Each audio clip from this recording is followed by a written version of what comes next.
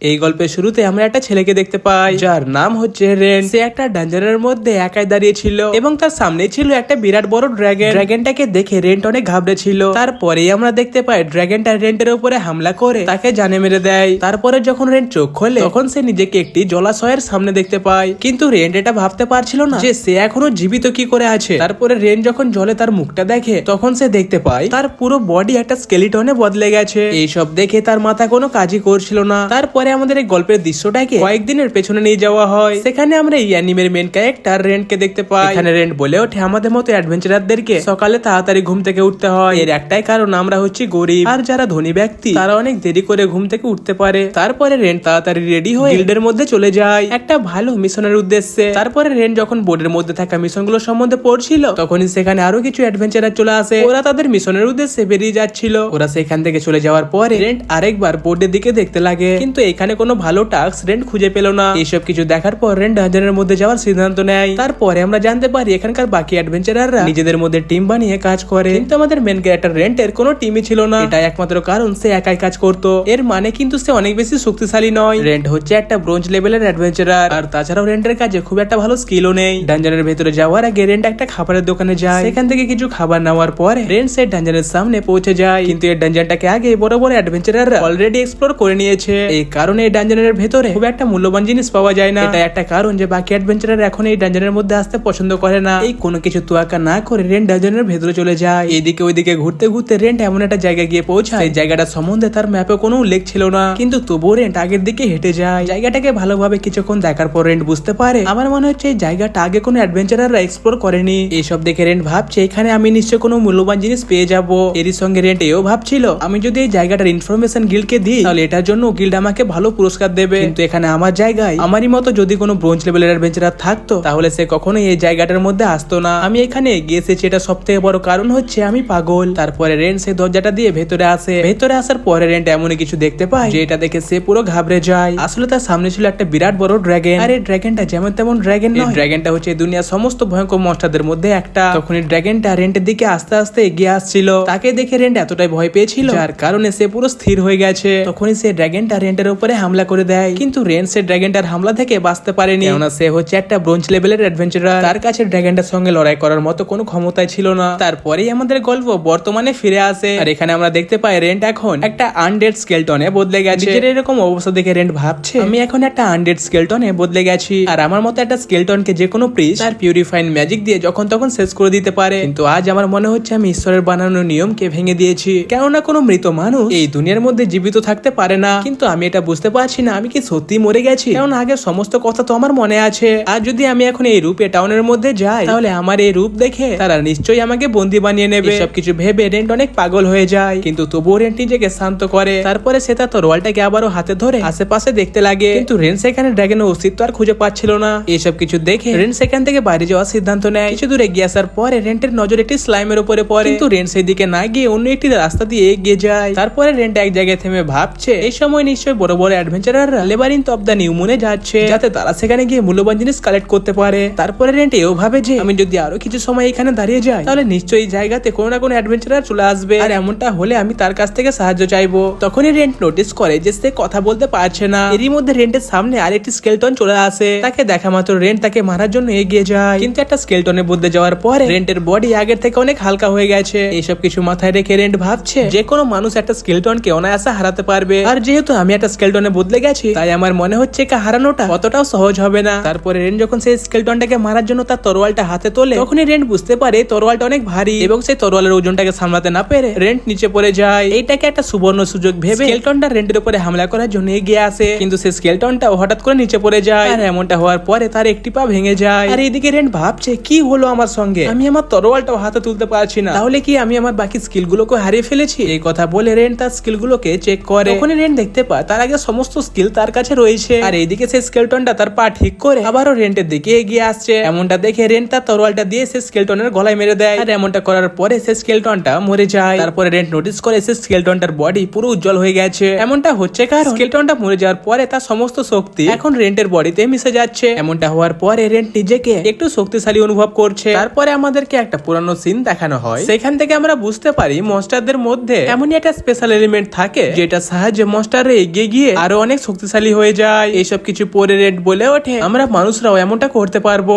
আমরা নিজেদেরকে অনেক বেশি ট্রেন করে আগের থেকে আরো বেশি শক্তিশালী করে তুলতে পারবো। তখনই সেখানে রেন্টের বন্ধু বলে ওঠে, এমনটা মোটেও নয়, মনস্টারদের ব্যাপারটা সম্পূর্ণ আলাদা। কিন্তু বিশেষ করে একটা স্কেলটন যতটাই চেষ্টা করুক না কেন সে কখনো ইভলভ হতে পারে না। কিন্তু কিছু রিয়ার কেসে এমনটা দেখা গিয়েছে তারা কিন্তু একটা ঘোলের মধ্যে ইভলভ হয়েছিল, আর এটাকে বলা হয় এক্সিটেনশন ইভলিউশন। তারপরে আমাদেরকে আবারও বর্তমানের সিন দেখানো হয়, আর এখানে এখন রেন্ট বুঝে যায় তার সঙ্গে যে সমস্ত ঘটনাগুলো ঘটলো এটা ঠিক তাই ছিল, এক্সিটেনশন ইভলিউশন। এসব কিছু দেখে এবং বুঝে রেন্ট বলে ওঠে যে গোলরা ওয়ান্ডেড হয়, ওদের মধ্যে ফ্ল্যাশ থাকে এবং তারা কিছুটা পরিমাণে মানুষদের মতো হয়। এই কারণে একটা গোলে বদলে যাওয়ার পরে সে তার পুরো বডি এবং মুখকে ঢেকে আবারও টাউনের মধ্যে নিশ্চিন্তে যেতে পারবে। তারপরে রেন্ট সিদ্ধান্ত নেয় সে এখন এই ডানজনের মধ্যে থাকা সমস্ত স্কেলটনদেরকে মারবে যাতে সেও একটা গোলে ইভলভ হতে পারে। তারপরে আমরা দেখতে পাই রেন্ট স্কেলিটনদেরকে মারা শুরু করে দিয়েছে, আর এমনটা করার জন্য তার শক্তি এখন আগের থেকে আরেকটু বেড়ে গেছে। এই কারণে এখন রেন্ট সিদ্ধান্ত নেয় যে সে এখন আরো বড় মনস্টারদের সঙ্গে লড়াই করবে। সেখান থেকে কিছু দূর এগিয়ে গিয়ে রেন্ট একটা স্লাইম দেখতে পায়। রেন্ট এটা জানতো যে স্লাইমরা স্কেলটনদের মতোই দুর্বল হয়, কিন্তু এদেরকে কখনোই কমজোর ভাবা উচিত না, কারণ এই স্লাইমদের মধ্যে কোন রকমের ফিজিক্যাল অ্যাটাক কাজই করে না। একে মারার মাত্র দুটো রাস্তা রয়েছে, প্রথমটি হচ্ছে এর কোডটাকে নষ্ট করে দেওয়া, আর দ্বিতীয়টি হচ্ছে একে এত টুকরোতে কেটে ফেললো যাতে সে কখনো রিজেনারেট করতে পারবে না। তখনই এই স্লাইমটা রেন্টের উপরে হামলা করে দেয়, কিন্তু রেন্ট তার হামলাকে অতি সহজে ডজ করে নেয়। তারপরে রেন্ট তার শরীরের সমস্ত শক্তি জুটিয়ে সেই স্লাইমটার উপরে হামলা করে দেয়, এবং আমরা দেখতে পাই একটা হামলাতে স্লাইমটা মরে যায়, কারণ এই হামলাটা সোজা স্লাইমের কোরের মধ্যে লেগেছিল এবং তার কোরটা ভেঙে যাওয়ার কারণে স্লাইমটা মরে গেছে। তারপরে ভেঙে যাওয়া কোরটাকে রেন্ট তার নিজের কাছে রেখে দেয় এবং স্লাইমের জুসটাকে সে একটা বোতলের মধ্যে কালেক্ট করে নেয়। আসলে স্লাইমের জুস গুলো ব্যবহার হয় মেয়েদের বিউটি প্রোডাক্ট বানানোর জন্য।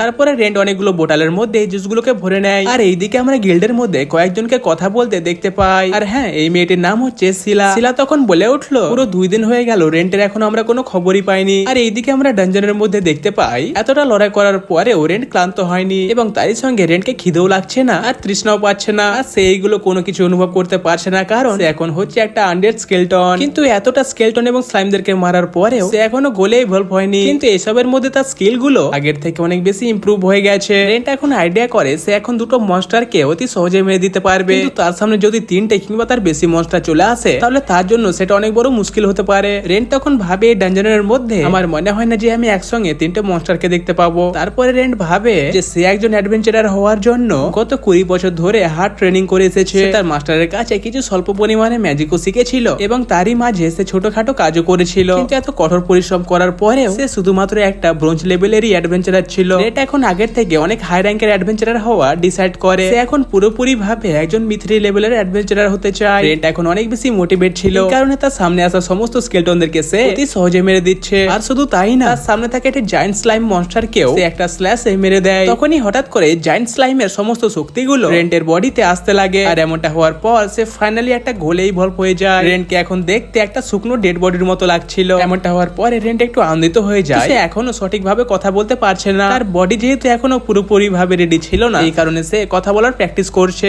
এখন রেন্টের মধ্যে একটা আশা জেগে গেছে যে সে এখন নিশ্চয় হাই র্যাঙ্ক অ্যাডভেঞ্চারার হতে পারবে। সেখান থেকে কিছু দূর এগিয়ে গিয়ে রেন্ট দেখতে পায় তার সামনে এসে গেছে দুটো গোবলিন। যেহেতু রেন্ট এখন আগের থেকে একটু স্ট্রং হয়ে গেছে, এই কারণে সে দুটো গোবলিনের সঙ্গে লড়াই করার সিদ্ধান্ত নেয়। রেন্ট সবার প্রথমে ডিভিনিটি পাওয়ারের সাহায্যে নিজের বডি এবং তরোয়ালটাকে একটু স্ট্রং করে তোলে। তারপরে রেন্ট সেই দুটো গোবলিনের উপরে হামলা করে তাদেরকে জানে মেরে দেয়। এসব কিছু ঘটে যাওয়ার পরে রেন্ট এখন বুঝতে পারে সে এখন আগের থেকে অনেক শক্তিশালী হয়ে গেছে। তখনই রেন্ট ডানজনের মধ্যে দেখতে পায় একটা সোলো অ্যাডভেঞ্চারার, সে কিন্তু একটা স্কেলিটনের সঙ্গে একাই লড়াই করছিল। এই মেয়েটার নাম হচ্ছে রেনা। সে গিল থেকে একটা মিশন পাওয়ার পরে ডানজনের মধ্যে এসেছে। আসলে যদি রেন্ট একটা স্কেলিটনে বদলে না যেত তাহলে রেনা এবং রেন্ট একটা টিম হয়ে কাজ করতো। তাকে দেখে রেন্ট একটু আনন্দিত হয়েছে, কেননা অনেকদিন পরে সে এখানে কোনো মানুষের দেখা পাচ্ছে, কিন্তু রেন্ট এই রূপ নিয়ে তার সামনে যেতে পারবে না। তারপরে রেন্ট দেখতে পায় রেনা এখন সেই ভয়ঙ্কর রাস্তার দিকেই এগিয়ে যাচ্ছে।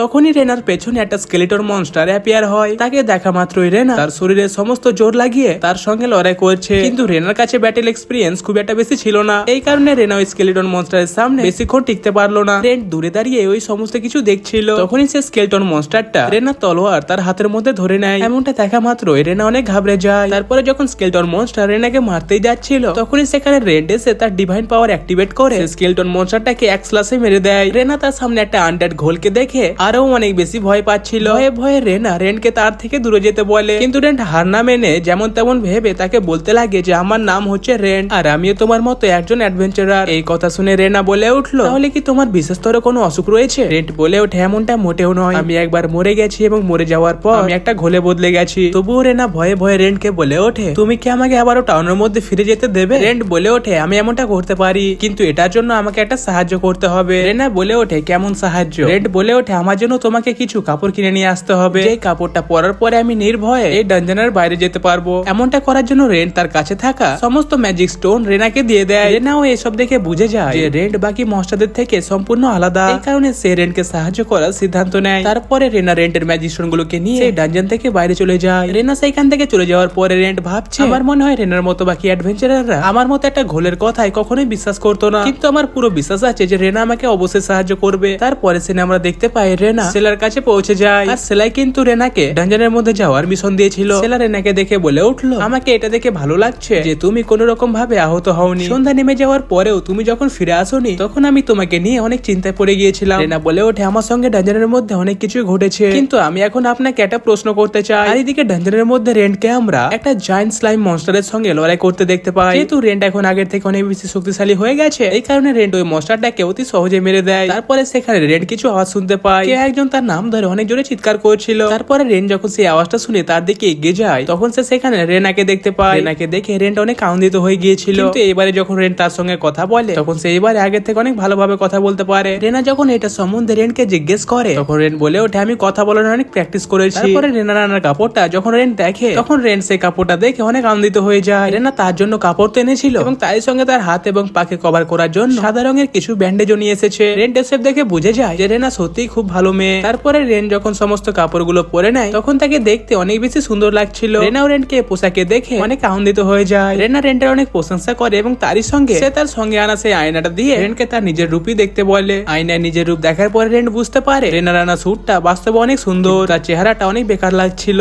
এই কারণে রেন্ট জ্যাকেটের টুপি দিয়ে তার মুখটাকে ঢাকার চেষ্টা করে। রেন্ট কেমনটা করতে দেখে রেনা তার সঙ্গে আনা একটি মাস্ক রেন্টকে দিয়ে সেটাকে পরতে বলে। রেন্ট সেটাকে পরা মাত্রই তার কুৎসিত চেহারাটা ঢেকে যায়। রেন্ট এটা দেখে একটু আনন্দিত তো হয়েছিল, কিন্তু তখনই সে বুঝতে পারে এই মাস্কটা তার চেহারার সঙ্গে পুরো সেটে গেছে। রেন্ট জিজ্ঞেস করার পরে রেনা বলে ওঠে, আমি এই মাস্কটা অনেক কম দামে কিনেছিলাম, আমি এটা কেনার আগে চেক করেছিলাম, কিন্তু আমি এটার মধ্যে কোনো কাজ দেখতে পাইনি। রেন্ট বুঝে যায় এই মাস্কটার মধ্যে নিশ্চয়ই কাজ ছিল, আর মাস্কটা পরার পরে এই কাজটা অ্যাক্টিভেট হয়ে গেছে। এইসব দেখে রেন্ট তার ডিভাইন পাওয়ারের সাহায্যে মাস্কটিকে খোলার চেষ্টা করে, কিন্তু সে এমনটা করতে পারে না। রেনা এটা দেখে একটু অবাক হয়েছিল যে রেন ডিভাইন পাওয়ার ব্যবহার করতে পারছে, এবং রেনা রেন্টের কাছে ক্ষমাও চায়, কেননা সেই কম দাম দিয়ে মাস্কটাকে কিনে এনেছিল। রেন্ট বলে ওঠে, এটা কোনো বড় ব্যাপার নয়, আমি একটা ডিভাইন ম্যাজিশিয়ানের কাছে গিয়ে কিছু টাকা দিয়ে কাজটাকে ছাড়িয়ে দেবো। তারপরে রেন্ট রেনার কাঁধে হাত রাখে তাকে একটু সান্ত্বনা দেওয়ার জন্য। তখনই রেনা রেন্টের হাত ধরে নেয় এবং বলে ওঠে, আমি জানি যে তুমি কোনো খারাপ মানুষ নও। এই কথাটা বলার সময় রেনার হাত অলরেডি কাঁপছিল। এমনটা দেখে রেন্ট বলে ওঠে, তোমাকে নিজের প্রতি এত জোর দেওয়া উচিত নয়। তারপরে আমরা দেখতে পাই এরা দুজনে শহরের দিকে যেতে লাগে এবং রাস্তায় যেতে যেতে তারা অনেক কথাবার্তাও বলে। রেনা বলে ওঠে, আমি ক্যাপিটাল সিটির গিল্ডের মধ্যে একজন অ্যাডভেঞ্চারার রূপে রেজিস্টার করেছিলাম, কিন্তু সেখানে অলরেডি আমার থেকে হাই র্যাঙ্কের অ্যাডভেঞ্চারাররা উপস্থিত ছিল, তাই আমি সেখানে খুব একটা বেশি কাজ পেতাম না। এটা একটা কারণ যে আমি এই শহরে চলে এসেছি। এসব শুনে রেন্ট বলে ওঠে, তুমি যেটা বলতে চাইছো আমি সেটা বুঝতে পারছি, কিন্তু একজন অ্যাডভেঞ্চারারকে কখনোই নিজে গার্ড লুজ করা উচিত নয়। রেনা এই কথাটা শুনে অনেক শান্তি অনুভব করলো। তারপরে আমরা দেখতে পাই এরা দুজনে শহরের গেটের কাছে পৌঁছে যায়। এখানে এত পরিমাণে লোক দেখে রেন্ট বলে উঠলো, আমার মনে হয় আমার এই রাস্তা দিয়ে যাওয়াটা উচিত হবে না, কারণ এখানে বেশিরভাগ লোকেরাই আমাকে চেনে, তাই আমি যদি টাউনের এন্ট্রান্সে নিজের গিল্ড কার্ড দেখাই তাহলে আমার মনে হচ্ছে সেখানে আমাকে অনেকেও চিনে নেবে। এই কথা শুনে রেনা বলে উঠলো, তাহলে আমরা দ্বিতীয় গেট দিয়ে টাউনের মধ্যে ঢুকবো। এই কথা শুনে রেন বলে উঠলো, তুমি আমাকে অলরেডি অনেক সাহায্য করেছো, এই কারণে আমাকে সাহায্য করার আর কোনো প্রয়োজন নেই, আর তাছাড়াও আমরা যদি কোনো রকম ভাবে ধরা পড়ে যাই তাহলে তোমারও গিল্ড কার্ড বাতিল হয়ে যাবে। এই কথা শুনে রেনা বলে উঠলো, আজ তোমার জন্যই আমি জীবিত আছি, তাই তোমাকে সাহায্য করার জন্য যদি আমাকে জীবনও দিতে হয় তাও আমি সেটাতে সবসময় রেডি থাকবো। তারপরে আমরা দেখতে পাই তারা দুজনেই সামনের দিকে এগিয়ে যায়। রেনাকে তো গার্ডেরা এন্ট্রি দিয়ে দিল, কিন্তু তারা রেন্টকে সেখানে আটকে নিল এবং গার্ডরা রেন্টের মুখ থেকে সে মাস্কটাকে সরানোর কথা বলছে। এই কথা শুনে রেন্ট একটু ভয় পেয়ে যায়। এরকম সিচুয়েশন দেখে রেনা গার্ডদেরকে মিথ্যে কথা বলে দেয় যে একটা মনস্টারের সঙ্গে লড়াই করার সময় রেন্টের চেহারা গুরুতর ভাবে আহত হয়ে গেছে, এটা একটা কারণ সে তার মুখ ঢাকার জন্য এই মাস্কটিকে পরে আছে। রেনার কথা শুনে এরাও সে মাস্কটিকে খোলার চেষ্টা করে, যেহেতু মাস্কের মধ্যে কাজ ছিল এই কারণে তারাও এটা খুলতে অসফল হয়ে যায়। তারপরে কোনো রাস্তা দেখতে না পেয়ে এরা এদের কথায় বিশ্বাস করে তাদেরকে শহরের মধ্যে যেতে দিয়ে দেয়। শহরের মধ্যে যাওয়া মাত্র রেন্ট রেনার কাছ থেকে একটু দূরে চলে যায়, যাতে রেনা তাকে আর খুঁজে না পায়। আসলে রেন্ট এটা করছে কারণ সে এটা চায় না যে তার জন্য রেনা কোনো বিপদের মধ্যে পড়ে যাক। এখনকার মতো রেন্ট এটা ভাবে সে যখন পুরোপুরি ভাবে একটা মানুষের রূপ পেয়ে যাবে তখন সে রেনার কাছে গিয়ে ক্ষমা চেয়ে নেবে। তারপরে রেন্ট শহরের মধ্যে লরেনের কাছে ফিরে যায়। সে কিন্তু এই সময়ে শুয়েছিল। রেন্টকে মাস্ক পরা অবস্থায় দেখে লরেন বলে উঠলো, তুমি আমাকে এইভাবে ভয় দেখাচ্ছ কেন? তখনই রেন্ট তার হাত লরেনকে দেখায়, যেটা দেখে লরেন অনেক অবাক হয়ে যায় এবং বলে ওঠে, তোমার এরকম অবস্থা কি করে হলো? তারপরে রেন্ট সমস্ত সত্যি কথা লরেনকে খুলে বলে। এই সমস্ত কিছু শোনার পরে লরেন বলে ওঠে, তুমি এটা জানো আমি মনস্টার এবং ম্যাজিকের উপরে অনেক রিসার্চ করেছি, কিন্তু আমি এর আগে এটা কখনো খুঁজে বা দেখতে পাইনি যে কোনো ড্রাগন একটা মানুষকে খাওয়ার পর সেই মানুষটা একটা স্কেলটনে বদলে গেছে। আচ্ছা, সেই ড্রাগনটা কি এখনো ডানজনের মধ্যেই আছে? এই কথার উত্তরে রেন্ট তাকে বলে উঠলো, আমি তাকে সেখানে দেখতে পাইনি। রেন্টের এই কথা শুনে লরেন বলে উঠলো, আমি তোমার উপরে এই সময়ে কোনো বিশ্বাস করতে পারছি না। রেন্ট বুঝে যায় আমার এরকম রূপ দেখে লরেন আমার উপরে বিশ্বাস করে উঠতে পারছে না। তারপরে লরেন তাকে আবারও জিজ্ঞেস করে, তুমি কি সত্যি রেন্ট নাকি একটা আনডেড? রেন্ট বলে ওঠে, বর্তমানে আমার কাছে রেন্টের সমস্ত স্মৃতি এবং শক্তি রয়েছে, কিন্তু এখন আমি শারীরিক ভাবে একটা আনডেড। এই কারণে আমি এটা বুঝে উঠতে পারছি না আমি এখন নিজেকে কি বলবো, রেন্ট নাকি আনডেড। এইসব কথা শুনে লরেন বুঝে যায় যে রেন্টের উপরে বিশ্বাস করা ছাড়া তার কাছে আর কোনো রাস্তা নেই। তারপরে সে তাকে জিজ্ঞেস করে, তাহলে তুমি আগে গিয়ে কি করবে? রেন্ট বলে ওঠে, আমাকে যতটা পরিশ্রম করতে হয় আমি করব, শুধু একজন মিথ্রি লেভেলের অ্যাডভেঞ্চারার হওয়ার জন্য। রেন্ট যেহেতু এরকম অবস্থায় গিল্ডের মধ্যে যেতে পারবে না, এই কারণে সে লরেনকে গিল্ড থেকে একটি টাস্ক নিয়ে আসতে বলে। লরেন বলে ওঠে, তুমি এরকম অবস্থায় আর অন্য কোথাও থাকতে পারবে না, কিন্তু আমি তোমাকে এখানে থাকার জায়গা দেব, কিন্তু আমি তোমাকে এখানে ফ্রিতে থাকতে দিতে পারি না। এই কারণে আমার রিসার্চে তোমাকে সাহায্য করতে হবে। তাছাড়া আমার কাছে তুমি থাকলে মনস্টার এবং তাদের ইভলিউশনের ব্যাপারে আরো অনেক নলেজ পেয়ে যাবে। এই কথা শুনে রেন্ট বলে ওঠে, তুমি কি তাহলে আমার উপরে কোনো রকমের রিসার্চ করতে চাইছো? লরেন বলে ওঠে,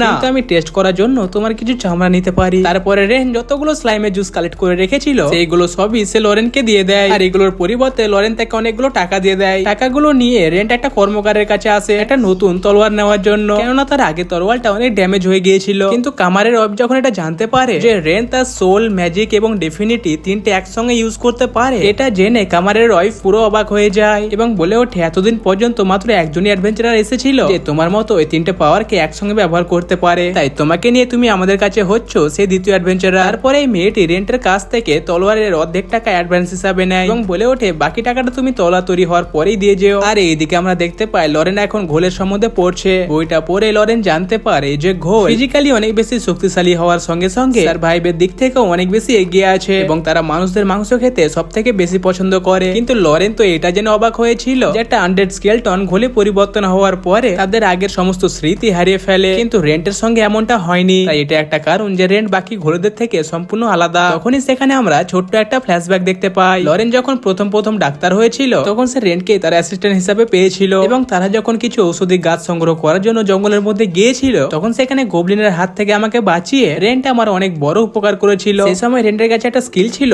যেটা লরেন ও রেন্টের কাছ থেকে শিখতে চেয়েছিল। রেন্টও তাকে সেই স্কিলটা শেখাতে সাহায্য করেছিল। এরকম ভাবে তারা দুজনে অনেক ভালো বন্ধু হয়ে গিয়েছিল। আর এইদিকে আমরা দেখতে পাই আপাতত ব্ল্যাকস্মিথ কাজ চালানোর জন্য রেন্টকে একটা নর্মাল তলোয়ার দেয়। এটা নেওয়ার পরে রেন্ট তাদের দুজনকে ধন্যবাদ জানিয়ে সেখান থেকে চলে যায়। এই ব্যক্তিটা নিজেও সোল এনার্জি এবং ডেফিনেটিভ পাওয়ার ব্যবহার করতে পারতো, এই কারণে সে বুঝতে পেরে যায় যে রেন্টের মধ্যে নিশ্চয়ই কোনো কাজ রয়েছে। তারপরে আমরা দেখতে পাই রেন্ট এখন লরেনের সঙ্গে একটা ডিনার টেবিলে বসে আছে। আমি সমস্ত রকমের বই পড়ে জানতে পারলাম তুমি সমস্ত ঘোলদের থেকে সম্পূর্ণ আলাদা। তাছাড়াও আমি এটা জানতে চাই তুমি এখন কি করবে? রেন্ট বলে ওঠে, এখন আমি এখানে থেকে আমার ইভলিউশনের উপর একটু নজর রাখবো যাতে আমি আবারও মানুষের রূপ পেয়ে যাই। যেহেতু আমরা জানি রেন্ট ডানজনের মধ্যে মনস্টারদেরকে মেরে শক্তিশালী হওয়ার পাশাপাশি ইভলভ হয়েছিল, এই কারণে রেন্ট আবারও ডানজনের মধ্যে যাওয়ার সিদ্ধান্ত নেয়। তারপরের সিনে ডানজনের মধ্যে আমরা দেখতে পাই একজন অ্যাডভেঞ্চারার স্লাইম মনস্টারের সঙ্গে লড়াই করছিল, কিন্তু স্লাইম মনস্টারের কাছে সে বেশিক্ষণ টিকতে পারছিল না। কিন্তু স্লাইম মনস্টার সেই ব্যক্তিকে মারার আগে রেন্ট সেখানে গিয়ে স্লাইম মনস্টারকে মেরে তার জীবন বাঁচিয়ে নেয়। তার জীবন বাঁচানোর জন্য সে ব্যক্তিটা রেন্টকে ধন্যবাদ জানায় এবং তারই সঙ্গে রেন্টকে তার টিমে জয়েন হতে বলে। আসলে এই ব্যক্তিটার নাম হচ্ছে লরেস, আর এ কিন্তু শহরের মধ্যে একটা রেস্টুরেন্ট চালায়। অতিরিক্ত ধার দেনায় পড়ে যাওয়ার কারণে তাকে বাধ্য হয়ে একজন অ্যাডভেঞ্চারার হতে হয়েছে। রেন্ট তো তার সঙ্গে টিম বানাতে চাইছিল না, যেহেতু সে হচ্ছে একটা নতুন অ্যাডভেঞ্চারার, এই কারণে রেন্ট তাকে এই অবস্থায় ছেড়ে যেতেও পারছিল না। এইসব কথা শুনে রেন্ট বলে ওঠে, ঠিক আছে তুমি আমার সঙ্গে একটা টিমে জয়েন হতে পারো। তারপরে রেন্ট সেই ব্যক্তিটার সঙ্গে সেই গুফার মধ্যে যায় যেখানে ড্রাগনটা রেন্টকে জানে মেরেছিল। সেই গুফার মধ্যে তারা একটা সিক্রেট রাস্তা দেখতে পায়। সেই রাস্তা ধরে যাওয়ার পরে তারা পৌঁছে যায় পুরো একটা খালি রুমে। সেখানে যাওয়া মাত্রই হঠাৎ করে সেই রুমের মাঝখানে একটা ম্যাজিক্যাল টেলিপোর্টেশন সার্কেল অ্যাপিয়ার হয়। সেই সার্কেলটা শুধুমাত্র রেন্টই দেখতে পাচ্ছিল।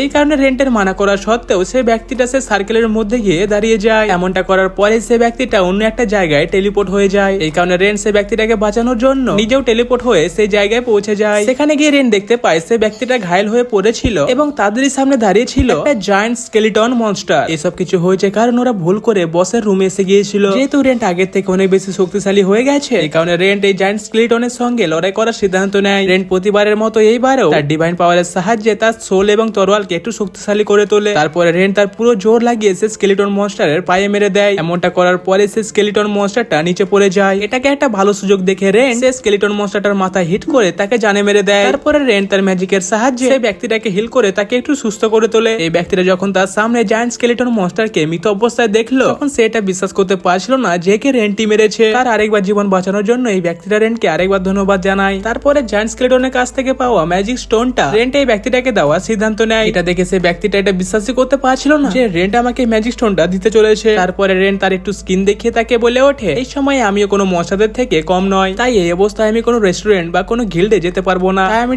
চাই আমার জন্য এই কাজগুলো তুমি করবে। আর হ্যাঁ, আরেকটা কথা, আমি তোমার রেস্টুরেন্টে যখনই খাবার খেতে যাব, আমি কিন্তু সেটার জন্য একটা পয়সাও পে করবো না। এই ব্যক্তিটা এই সমস্ত কিছুর জন্য রাজি হয়ে যায়। তারপরে রেন্ট তাকে টেলিপোর্টেশন সার্কেলের কাছে নিয়ে গিয়ে তাকে ডানজনের বাইরে পাঠিয়ে দেয়। তারপরে যখন রেন্ট সেখান থেকে বাইরে যেতে চাইছিল, তখনই সে তার পেছনে আরেকটি টেলিপোর্টেশন সার্কেল দেখতে পায়। সেই সার্কেলটাকে দেখে রেন্ট বলে উঠলো, এখন তো আমি এখান থেকে চলে যাচ্ছি, কিন্তু আমি আর পরের বার যখন এখানে আসবো, তখন আমি এটা নিশ্চয় দেখবো টেলিপোর্টেশন সার্কেলের ভেতরে আসলে কি আছে। তারপরে সিনে আমরা দেখতে পাই সেই ব্যক্তিটা রেন্টকে নিয়ে তার রেস্টুরেন্টে চলে আসে। সেই ব্যক্তিটা শব্দ শুনে তার স্ত্রী দৌড়ে এসে তাকে জড়ে ধরে নেয়। তারপরে এই ব্যক্তিটা তার স্ত্রীকে রেন্টের সম্বন্ধে সমস্ত কথা তাকে বলে দেয়। তারপরে এই ব্যক্তিটা সেই ম্যাজিক স্টোন তার স্ত্রীকে দেখায়। ম্যাজিক স্টোনটাকে দেখে তারা অনেক বেশি আনন্দিত হয়ে যায়। তারপরে এরা দুজনে রেন্টকে তাদের নাম বলে। রেন্টও তার নিজের নাম তাদেরকে বলে সেখান থেকে চলে যায়। তার কিছুক্ষণ পরে রেন্ট হঠাৎ করে তার কন্ট্রোল হারিয়ে ফেলে। রেন্ট এটা বুঝতে পারছিল না যে তার সঙ্গে কি হচ্ছে। তারপরে সে যেমন তেমন ভাবে লরেনের ঘরে গিয়ে পৌঁছে যায়। তারপরে লরেন সেখানে রেন্টকে জিজ্ঞেস করে, তুমি কি ওই ড্রাগনটাকে দেখতে পেয়েছো? কিন্তু এই কথার কোনো উত্তর রেন্ট দেয় না। তারপরে লরেন তাকে আবারও জিজ্ঞেস করে, তোমার সঙ্গে কি কিছু হয়েছে? তারপরে আমরা দেখতে পাই রেন্ট লরেনের বডিকে অদ্ভুত একটা নজরে দেখতে লাগে। তারপরে রেন্ট লরেনকে জড়িয়ে ধরে নেয়। এমনটা দেখে তো লরেন কিছুই বুঝতে পারছিল না। তারপরে আমরা দেখতে পাই হঠাৎ করে রেন্টের মুখ থেকে সেই মাস্কটা সরে যায়। তারপরে রেন্ট লরেনের কাঁধে একটি কামড় বসিয়ে দেয়। এইসব দেখে লরেন তাকে ধাক্কা দিয়ে একটু দূরে সরিয়ে দেয়। কিন্তু রেন্ট এটা বলছিল এটা অনেক টেস্টি ছিল। তারপরে লরেন রেন্টের নাম ধরে অনেক জোরে চিৎকার করে। আর লরেনের এমনটা করার পর রেন্ট আবারও তার সজ্ঞানে ফিরে আসে। তারপরে লরেন তার উপরে একটা ম্যাজিক্যাল হামলা করে তাকে অজ্ঞান করে দেয় এবং তারই সঙ্গে তার উপরে একটা স্পেল কাস্ট করে বলে ওঠে, এখনকার মতো তুমি শুধু শুয়ে থাকো। তারপরে সিনে আমরা দেখতে পাই রেন্টের জ্ঞান ফিরে গেছে। তারপরে রেন্ট লরেনের কাছ থেকে ক্ষমা চায়। লরেন তো তাকে ক্ষমা করে দেয়, কিন্তু তাকে জিজ্ঞেস করে কালকে কি ঘটেছে তোমার সেগুলো কি কি মনে আছে? রেন্ট বলে ওঠে, এটা আমার স্পষ্ট মনে আছে যে আমি তোমার উপরে হামলা করেছিলাম। আর ডাঞ্জারের মধ্যে আমি একটা ব্যক্তির সঙ্গে দেখা পেয়েছিলাম, তখন থেকেই আমার মানুষের মাংস খাওয়ার ইচ্ছা করছিল। এইসব কথা শুনে লরেন তাকে সেখানে আরাম করতে বলে এবং সে উঠে সেখান থেকে যেতে লাগে। তখনই সেখানে রেন্ট তাকে আটকে বলে ওঠে, আমি তোমাকে আহত করেছিলাম, তুমি আমাকে তোমার ক্ষত জায়গাটা দেখাও। তারপরে লরেন তার ক্ষত জায়গাটা রেন্টকে দেখায়। ক্ষত জায়গাটাকে দেখার পর রেন্ট তার ম্যাজিকের সাহায্যে সেটাকে হিল করতে লাগে। এমনটা দেখে লরেন কিন্তু অবাক হয়ে গিয়েছিল। লরেনের এরকম চেহারা দেখে রেন্ট বলে উঠলো, তুমি একদমই চিন্তা করো না, বেসিক লেভেলের হিল তো আমি করতেই পারি। তারপরে আমরা দেখতে পাই রেন্ট তার ক্ষত জায়গাটাকে হিল করে দিয়েছে। তারপরে লরেন যখন সেখান থেকে তার ব্যান্ডেজটা খোলে, তখন সে দেখতে পায় তার চোট তো ঠিক হয়ে গিয়েছিল, কিন্তু সেখানে রেন্টের কিছু দাঁতের চিহ্ন রয়ে গিয়েছিল। এমনটা দেখার পর রেন্ট আবারও হিল করতে লাগে। তারপরে আমরা দেখতে পাই ফাইনালি সেই দাগটাও মিটে যায়। এইসব দেখার পরে লরেন অনেক অবাক হয়েছিল, কেন রেন্ট তার ডিভাইন পাওয়ার অনেক বেশি পরিমাণে ব্যবহার করতে পারছিল। আর এদিকে এখন রেন্ট সেই মাস্কটাকে তার নিজের ইচ্ছা মতো কন্ট্রোল করতে পারছে এবং তার সঙ্গে সে আগের থেকে অনেক স্পষ্ট কথাও বলতে পারছে। তারপরে সে তার বডিকে দেখে একটু আনন্দিত হয়ে গিয়েছিল, কেন সেটা কম বেশি মানুষদের বডির মতো লাগছিল। তার এইরকম পরিবর্তন দেখে লরেন বলে ওঠে, আমার রক্ত খাওয়ার পরে তোমার বডিতে পরিবর্তন এসেছে। সবার প্রথমে তুমি একটা স্কেলটন ছিলে, তারপরে তুমি একটা ঘোলে ট্রান্সফর্ম হয়েছো, আর এখন তুমি অনেক স্পিডে ঘেস্টের দিকে এগিয়ে যাচ্ছ। ঘেস্টরা সাধারণত ভ্যাম্পায়ারের গোলাম হয়, কিন্তু রেন্ট এর আগে কখনই কোনো ঘেস্টকে দেখেনি। তারপরে কিছু ভেবে রেন্ট লরেনকে জিজ্ঞেস করে যে সে আবারও ঘেস্টে কেন ট্রান্সফর্ম হতে চলেছে। এই কথার উত্তরে লরেন্স তাকে এক্সিস্টেন্সিয়াল ইভলিউশনের সম্বন্ধে কিছু ব্যাখ্যা দিতে লাগে, যে একটা পাওয়ারফুল মনস্টার তার ইচ্ছা মতো যে কোনো জিনিসে ট্রান্সফর্ম হতে পারে। তোমার মধ্যে ইচ্ছা জেগে আছে একটা মানুষে ট্রান্সফর্ম হওয়ার, এই কারণে আমার মনে হচ্ছে তোমার বডি অনেক দ্রুত গতিতে পরিবর্তন হচ্ছে। আমি এটাতে শিওর তো হতে পারছি না, কিন্তু আমি অনুমান করতে পারছি। আসলে লরেন এখনো পর্যন্ত রেন্টের বডি ট্রান্সফর্ম হওয়ার কোনো কারণ খুঁজে বের করতে পারেনি। তবুও লরেন রেন্টকে বিশ্বাস দেয় যে আমি তোমাকে মানুষের ট্রান্সফর্ম নিশ্চয় করব। তারপরে লরেন রেন্টকে তার সমস্ত কাপড় খুলতে বলে, কেননা লরেন এখন তার ম্যাজিকের সাহায্যে রেন্টের পুরো বডিকে স্ক্যান করতে চায়, কিন্তু রেন্ট এমনটা করতে রাজি হয় না। তার পরের দিন সকালে রেন্ট প্র্যাকটিস করার পর ব্ল্যাক স্মিথের কাছে গিয়ে পৌঁছে যায়, কেননা জায়ান্ট স্কেলটনের সঙ্গে লড়াই করার সময় তার তরোয়ালটা অনেক বেশি ড্যামেজ হয়ে গিয়েছে। ব্ল্যাক স্মিথ এই তরোয়ালটার এরকম অবস্থা দেখে রেন্টকে বলে ওঠে, ডানজনের মধ্যে তো এরকম কোনো মনস্টার নেই যাদের সঙ্গে লড়াই করার পরে তরোয়াল এত বেশি পরিমাণে ড্যামেজ হবে। আসলে আমি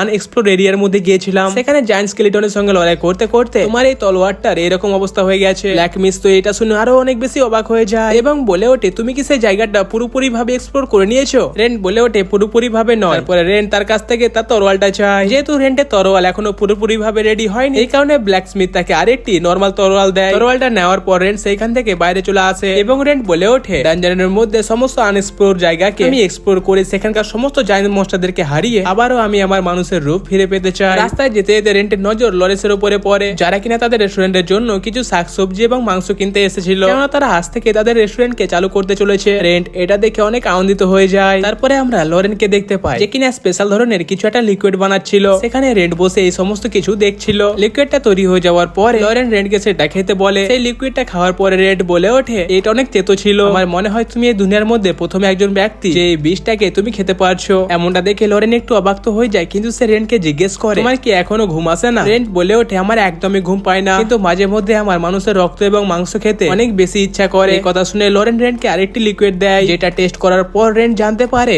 এটা কোনো বিশেষ ধরনের ঔষধি নয়, এটা হচ্ছে লরেনের নিজের শরীরের রক্ত। লরেন এটা খুব ভালোভাবে জানতো যে রেন্টের মতো ঘোলেরা মানুষের রক্ত এবং মাংস খেতে সব থেকে বেশি পছন্দ করে। এই কারণে সে তার রক্তের উপরে এক্সপেরিমেন্ট করে এই লিকুইডটাকে বানিয়েছে। এই লিকুইডটা এক ফোঁটা টেস্ট করার পরে রেন্টের রক্ত এবং মাংস খাওয়ার ইচ্ছা পুরোপুরি ভাবে মিটে যাবে। রেন্ট বলে ওঠে এখন আমি ডেঞ্জারের মধ্যে যেতে চাই, কিন্তু তার আগে আমাকে গিল্ডের মধ্যে থেকে কোনো একটা জব নিতে হবে। কথা শুনে লরেন বলে ওঠে গিল্ডে গিয়ে কাজ নেওয়ার জন্য তোমাকে তোমার নিজের আইডি দেখাতে হবে। যদি গিল্ড এটা খবর পেয়ে যায় যে তুমি আবারও ফিরে এসেছো, এই খবর পেয়ে গিল্ডের মধ্যে অনেক কোলাহল বেঁধে যাবে। রেন্ট বলে ওঠে আমি শুধুমাত্র একটা ব্রোঞ্জ লেভেলের অ্যাডভেঞ্চারার ছিলাম, আমার মনে হয় না সেখানে কেউ আমাকে আর মনে রাখবে। এই কথার উত্তরে লরেন বলে ওঠে আমি জানি যে তুমি একটা ব্রোঞ্জ লেভেলের অ্যাডভেঞ্চারার ছিলে, কিন্তু সেখানে এমন অনেক লোক আছে যারা তোমাকে অনেক বেশি পছন্দ করে, কেননা তুমি নতুন নতুন অ্যাডভেঞ্চারারদেরকে অনেক বেশি সাহায্য করতে। এই কারণে গিল্ড তোমাকে হায়ার করার কথা ভাবছিল। এই কথার উত্তরে রেন্ট তাকে বলে উঠলো তুমি এগুলো কি করে জানো? লরেন বলে ওঠে গিল্ডের মধ্যে আমার চেনা জানা লোক অনেক রয়েছে। কিছুক্ষণ ভাবার পর লরেন রেন্টকে একটা নতুন আইডেন্টিটি নিয়ে গিল্ড যাওয়ার পরামর্শ দেয়। তারপর রেন্ট নতুন একটা আইডেন্টিটির সঙ্গে গিল্ডের মধ্যে চলে যায়। পুরো বডি ঢেকে রাখার কারণে সেলা রেন্টকে চিনতে পারেনি। তারপরে সেলা যখন রেন্টকে গিল্ডের মধ্যে জয়েন হওয়ার জন্য একটা ফর্ম ফিল আপ করার কথা বলে, তখন রেন্ট মিথ্যে কথা বলে ওঠে যে সে লিখতে জানে না। এই কারণে সেলা নিজে তাকে এমনটা করতে সাহায্য করে। আসলে এই সমস্ত কিছু প্ল্যান করেছিল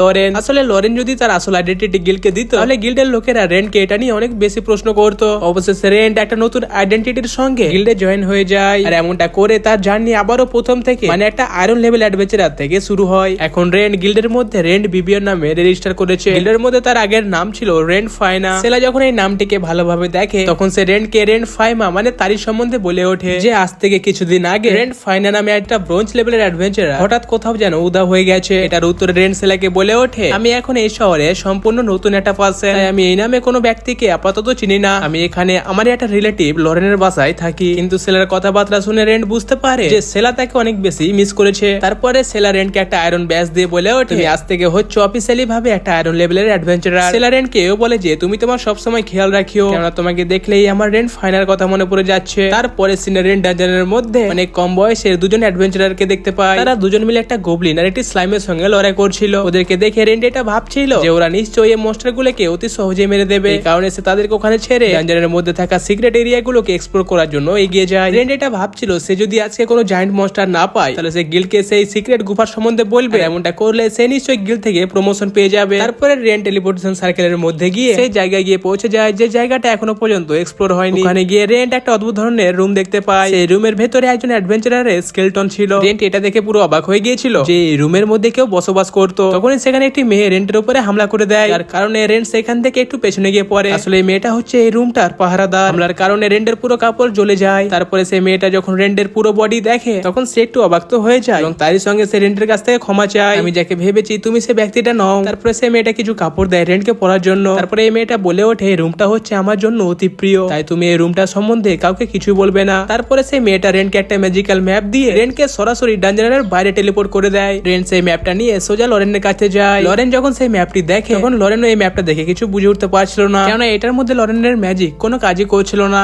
এই কারণে লরেন রেন্টকে সেই ম্যাপটা পড়ার জন্য বলে। তারপরে রেন যখন সেই ম্যাপটাকে দেখে, তখন এই ম্যাপটার মধ্যে ডানজনের সমস্ত নকশা অ্যাপিয়ার হয়ে যায়। আর শুধু তাই না, এই ম্যাপটা ডানজনের মধ্যে উপস্থিত থাকা সমস্ত অ্যাডভেঞ্চারদের লোকেশনও দেখাচ্ছিল। এটা দেখার পর রেন্ট এবং লরেন দুজনেই পুরো অবাক হয়ে যায়, কিন্তু এরা তাড়াতাড়ি এটা বুঝতে পেরে যায় ম্যাপটা ডানজনের সেই সমস্ত জায়গাগুলোই দেখাবে যেগুলোতে তার মালিক আগে গিয়েছে। এই কারণে ম্যাপটা ডানজনের সেই লোকেশনগুলো দেখাবে না যে জায়গার মধ্যে রেন্ট এখনো পর্যন্ত যায়নি। তারপরে রেন্ট সেই অদ্ভুত মেয়েটা দেওয়া এই ক্লোথটার সম্বন্ধে লরেনকে জিজ্ঞেস করে। এটা দেখার পরে লরেন বলে ওঠে, তোমার এই ক্লোথটা দেখে আমার মনে হচ্ছে যে কোনো আর্মারের থেকে অনেক বেশি পাওয়ারফুল। আমার মনে হয় এই ক্লোথটা তোমাকে সবসময় রক্ষা করবে। এত কিছুর পরে সেই মেয়েটার সম্বন্ধে আরো কিছু জানার ইন্টারেস্ট এতে দুজনের মধ্যে জেগে যায়। তারপর রেন্ট সিদ্ধান্ত নেয় যে সে আবারও সেই রুমের মধ্যে যাবে। রেন্ট এটা জানতো যে সেই মেয়েটা রেন্টের থেকে অনেক বেশি শক্তিশালী। এই মেয়েটা সেই রুমের মধ্যে আবারও আসতে রেন্টকে কখনো বারণ করেনি। এই কারণে রেন্ট আরেকবার সেই রুমটার মধ্যে যেতে চায়। তারপরে সিনেই আমরা রেন্টকে ডানজনের মধ্যে দেখতে পাই। এখানে একটা স্কেলিটন মনস্টার রেন্টের উপরে হামলা করে দেয়, কিন্তু রেন্ট সেই মনস্টারটাকে অনায়াসে মেরে দেয়। তারপরে যখন রেন্ট ডানজনের সিক্রেট দরজার কাছে গিয়ে পৌঁছায় তখন সে দেখতে পায় সে সিক্রেট দরজাটা এখন বন্ধ হয়ে গেছে। তারপরে রেন্ট ম্যাজিক্যাল ম্যাপ থেকে সাহায্য নেওয়ার কথা ভাবে, কিন্তু সেই ম্যাপ থেকেও সেই জায়গাটাও উধাও হয়ে গেছে। রেন্ট এটা দেখে বুঝতে পেরে যায়, মনে হয় মেয়েটা আর চায় না যে আমি তার কাছে আবারও ফিরে যাই। আর এইদিকে গিল্ডের মধ্যে আমরা সেলাকে দেখতে পাই। সেখানে একটি অ্যাডভেঞ্চারার তাকে রেন্টের কথা জিজ্ঞেস করছিল, কিন্তু রেন্টের কোনো খবর এখন পর্যন্ত সেলার কাছে আসেনি। আসলে রেন্টকে দেখে ইন্সপায়ার হয়ে অনেকগুলো মানুষ অ্যাডভেঞ্চারার হয়েছিল, এই কারণে তারা সকলেই এখন রেন্টকে অনেক মিস করছে। আসলে সেলাও রেন্টকে মনে মনে অনেক পছন্দ করতো,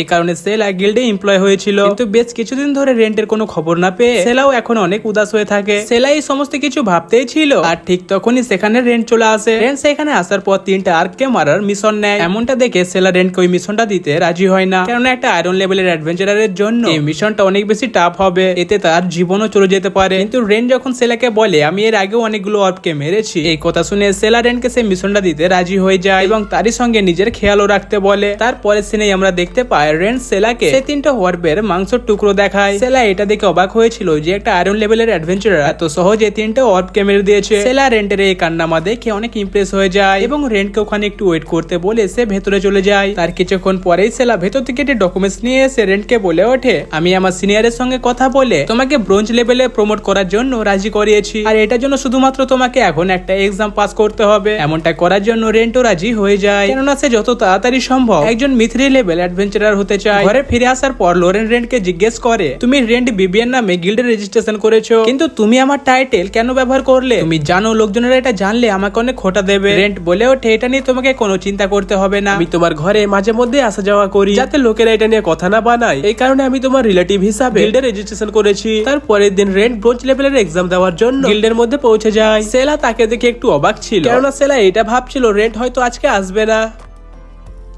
তখনই সেখানে এক্সামিনার এসে বলে ওঠে, সবার প্রথমে হবে রিটেন এক্সাম, আর তোমাদের মধ্যে যারা যারা রিটেন এক্সামে পাস আউট করবে তাদের সবাইকে প্র্যাকটিক্যাল এক্সামের দিকে পাঠানো হবে, আর এই দুটোকে পাস করতে পারলে তোমরা ফাইনালি ব্রোঞ্জ লেভেল অ্যাডভেঞ্চারার হয়ে যাবে। এক্সাম হলে গিয়ে রেন্ট দেখতে পায় একজন তলোয়ারবাজ এবং তারই সঙ্গে একটা হিলার। এদেরকে কিন্তু রেন্ট আগে ডানজনে দেখেছিল, যেহেতু রেন্ট এর আগেও এই এক্সামটা দিয়েছিল, এই কারণে অতি সহজে রেন্ট এই এক্সামটা পাস করে নেয়। তার ভালো মার্কস দেখে সেলা তার অনেক প্রশংসা করছিল। তারপরে রেন্ট সেলাকে বলে ওঠে, প্র্যাকটিক্যাল এক্সামের মধ্যে আমাদেরকে কি করতে হবে? সেলা বলে ওঠে, তোমাকে সবার প্রথমে একটি টিম বানিয়ে টাস্ক কমপ্লিট করতে হবে। সেলা তারপরে ওই তরোয়ালবাজ আসে হিলাটাকে সেখানে ডাকে। তারপর সেলা রেন্টকে বলে ওঠে, আজ শুধুমাত্র একদিনের জন্য তোমরা 3জন একটা টিম হয়ে কাজ করবে। এই তরোয়ালবাজের নাম হচ্ছে রাইস আর এই হিলারের নাম হচ্ছে লোরা। তারপরে এরা দুজন নিজের নিজের স্কিলের সম্বন্ধে রেন্টকে খুলে বলে। তারপরে রেন্টও তার স্কিলের সম্বন্ধে তাদেরকে বলে, আমি তরোয়ালবাজ, স্পিরিচুয়াল এনার্জি, এমনকি ম্যাজিক দিয়েও অ্যাটাক করতে পারি। এরা দুজনে কিন্তু মোটামুটি এই স্কিল গুলোকে পারফর্ম করতে পারতো, কিন্তু রেন্ট সিক্রেট স্কিল গুলো এদেরকে কিছুই বলেনি। তারপরে এক্সামিনার সেখানে এসে সবাইকে একটি করে ম্যাপ দেয়, আর তোমাদের সবাইকে ম্যাপ ফলো করে নিউ মুন লাইব্রেরির মধ্যে পৌঁছাতে হবে। আর তোমাদের ম্যাপে উল্লেখ আছে একটা স্পেশাল জায়গা, আর সেই সিক্রেট জায়গার মধ্যে তোমরা পৌঁছে গেলে তোমরা অফিসিয়ালি ভাবে একজন ব্রোঞ্জ লেভেল অ্যাডভেঞ্চারার হয়ে যাবে। কিন্তু এই কাজটা তোমাদের জন্য মোটেও সহজ হবে না, কেননা ডানজনের প্রত্যেকটি রুমে এমনকি প্রত্যেকটি ফ্লোরে আমরা নানান রকমের ট্র্যাপ বিছিয়ে রেখেছি, আর তারই সঙ্গে সেখানে এমন কিছু মনস্টার আছে যারা তোমাদেরকে সত্যি সত্যি জানে মেরেও দিতে পারে। আর তোমাদের মধ্যে যে টিম সবার প্রথমে সেই সিক্রেট জায়গার মধ্যে পৌঁছাতে পারবে সেই টিমের জন্য একটা স্পেশাল রিওয়ার্ডও রয়েছে। তারপরে রেন্ট তার টিমের সঙ্গে ডানজনের দিকে এগিয়ে যায়, বাকি টিমগুলো ডানজনের দিকে দ্রুত গতিতে এগিয়ে যায়। কিন্তু ডানজনের ভেতরে যাওয়ার আগে রেন্ট রাইসকে বলে ওঠে যে আমাদের সবাইকে একটা নতুন ম্যাপ কিনে নেওয়া উচিত, কেননা এক্সামিনারের দেওয়া ম্যাপটা অতি পুরানো।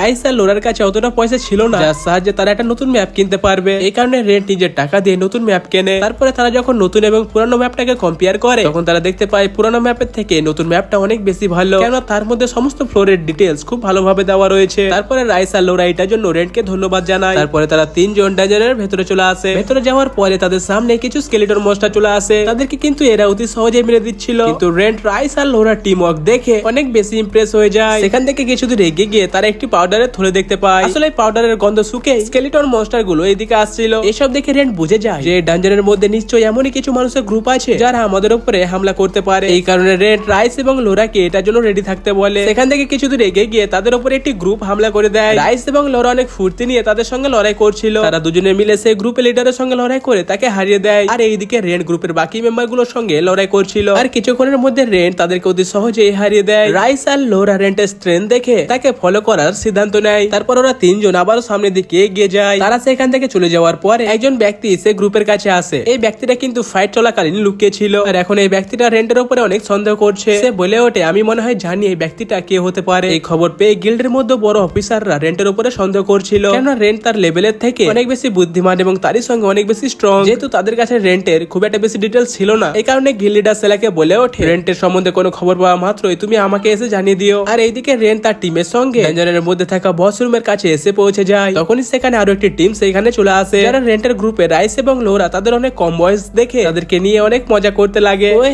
সুন্দরী, তুই এই নুবরাতের সঙ্গে কি করছিস? চলে আয় আমাদের টিমে, আমাদের সঙ্গে থাকলে তুই অনেক বেশি পাওয়ারফুল হয়ে যাবি। এই কথা শোনা মাত্র রেন্ট অনেক রেগে যায়। এই কারণে সে তার তলোয়ার সে অ্যাডভেঞ্চারার গলায় ধরে নেয়। এমনটা দেখে তারা সবাই অনেক ভয় পেয়ে যায়।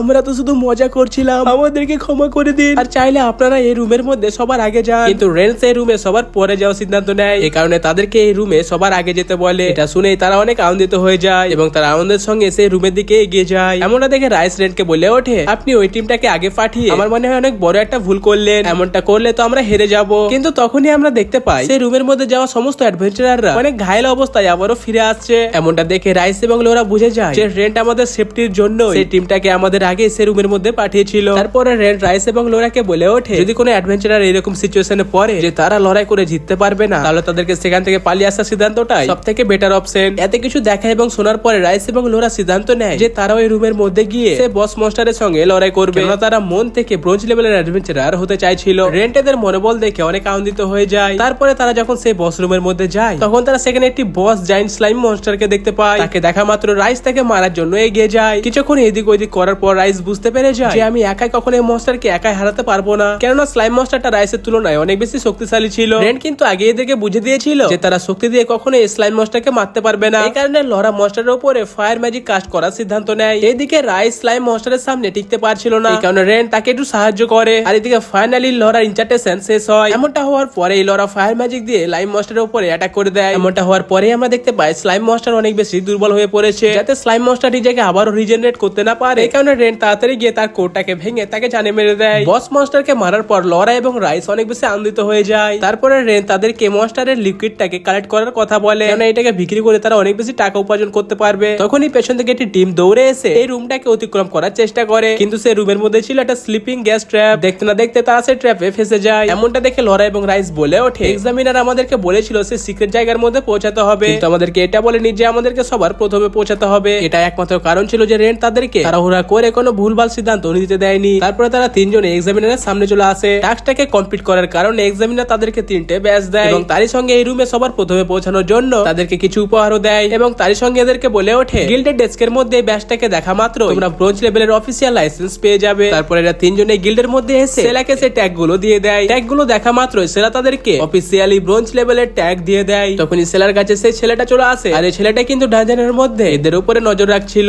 আসলে সিদ্ধান্তটা গিল্ড মাস্টারের ছিল সমস্ত ক্যান্ডিডেটদের উপরে নজর রাখা। এমনটা করার শুধুমাত্র একটাই কারণ, আসলে গিল্ডটা দেখতে চাইছিল যে তারা কি সত্যি ব্রোঞ্জ লেভেল অ্যাডভেঞ্চারার হওয়ার জন্য যোগ্য নাকি অযোগ্য। কিন্তু এরা তিনজনের সিক্রেট টাস্কটাকেও কমপ্লিট করে দিয়েছিল, তাই এখন তারা পুরোপুরি অফিসিয়ালি ভাবে এই গিল্ডের ব্রোঞ্জ লেভেলের অ্যাডভেঞ্চারার হয়ে গেল। যেহেতু এখন মিশনটা কমপ্লিট হয়ে গেছে, এই কারণে তারা সবাই এখন নিজের নিজের রাস্তায় যেতে লাগে। মিশন চলাকালীন রেন্ট এদের দুজনকে অনেক কিছুই শিখিয়েছিল, আর এরাও রেন্টের সঙ্গে কাজ করে নানা রকম জিনিসগুলো শিখতে পেরেছে। তারই সঙ্গে রাইস এবং লরা রেন্টের সঙ্গে একটা টিম বানিয়ে কাজ করতে চায়, কিন্তু এমনটা কোনোভাবেই পসিবল নয়, কেননা রেন্টের কিছু আলাদাই গোল রয়েছে। এই কারণে এরা দুজন রেন্টকে ধন্যবাদ জানিয়ে সেখান থেকে চলে যায়। তারা সেখান থেকে চলে যাওয়ার পরে সেলা রেন্টকে জিজ্ঞেস করে, তোমার সঙ্গে আসলে কি হয়েছিল? সেলার এই কথা শুনে রেন্ট বুঝে যায় সেলা নিশ্চয়ই আমার সম্বন্ধে সবকিছু জেনে গেছে। তারপরে রেন্ট বলে ওঠে, গিল্ড যদি আমার কাজগুলোকে খারাপ ভাবে তাহলে আমি এক্ষুনি গিল্ড ছেড়ে চলে যাব। তখনই সেলা রেন্টকে আটকে বলে ওঠে, গিল্ড এখনো পর্যন্ত তোমার সম্বন্ধে কোনো কথাই জানে না, আর ডানজানের মধ্যে যে তোমাদের উপরে নজর রাখছে পাচ্ছিল সেটা আর অন্য কেউ নয়, ওটা আমারই ভাই। আর আমি এখন শুধু এটা জানতে চাই তোমার সঙ্গে আসলে কি হয়েছে। সেলার কথাবার্তা শুনে এখন মনে হচ্ছে সে যে করে হোক এই কথাটা জানবেই, কেননা রেন্ট সেলা এবং তারই মতো আরো অনেক লোকজনদের অনেক সাহায্য করেছিল। এই কারণে সেলা এখন রেন্ট কেও সাহায্য করতে চায়। এই কারণে সেলা একটা ম্যাজিক্যাল এগ্রিমেন্ট বের করে বলে ওঠে, তুমি চাইলেই আমি এটার উপরে সাইন করতে পারি, আর যদি আমি এই এগ্রিমেন্টে সাইন করার পর তোমার সম্বন্ধে কোনো কথাও যদি অন্য কাউকে বলে দিই তাহলে আমাকে পেনাল্টি দিতে হবে ম্যাজিক ডিভিশনকে। আর তাছাড়াও যদি আমি এমনটা করে ফেলি তাহলে আমি কথা দিচ্ছি আমি এখান থেকে এমন একটা দেশের মধ্যে চলে যাব যেখানে গোলাম কেনা বেচা হয়, সেখানে গিয়ে আমি আমার বাকি জীবনটা গোলাম হয়ে কাটিয়ে দেবো। রেন্ট এটা দেখে একটু অবাক হয়ে যায়, কেননা সেলা তার সম্বন্ধে জানার জন্য এত দূর পর্যন্ত চলে যেতে পারে। তারপরে রেন্ট ও সেই এগ্রিমেন্টে সাইন করে দেয়। এমনটা করার পর রেন্ট তার চেহারা সেলাকে দেখায়। তারপরে সে তার সম্বন্ধে সমস্ত কথাগুলো বলে দেয় যেগুলো ডানজানের মধ্যে তার সঙ্গে ঘটেছিল। সেলা এই কথাগুলো শুনে একটু উদাস হয়ে যায়, কেননা রেন্ট এতদিন পর্যন্ত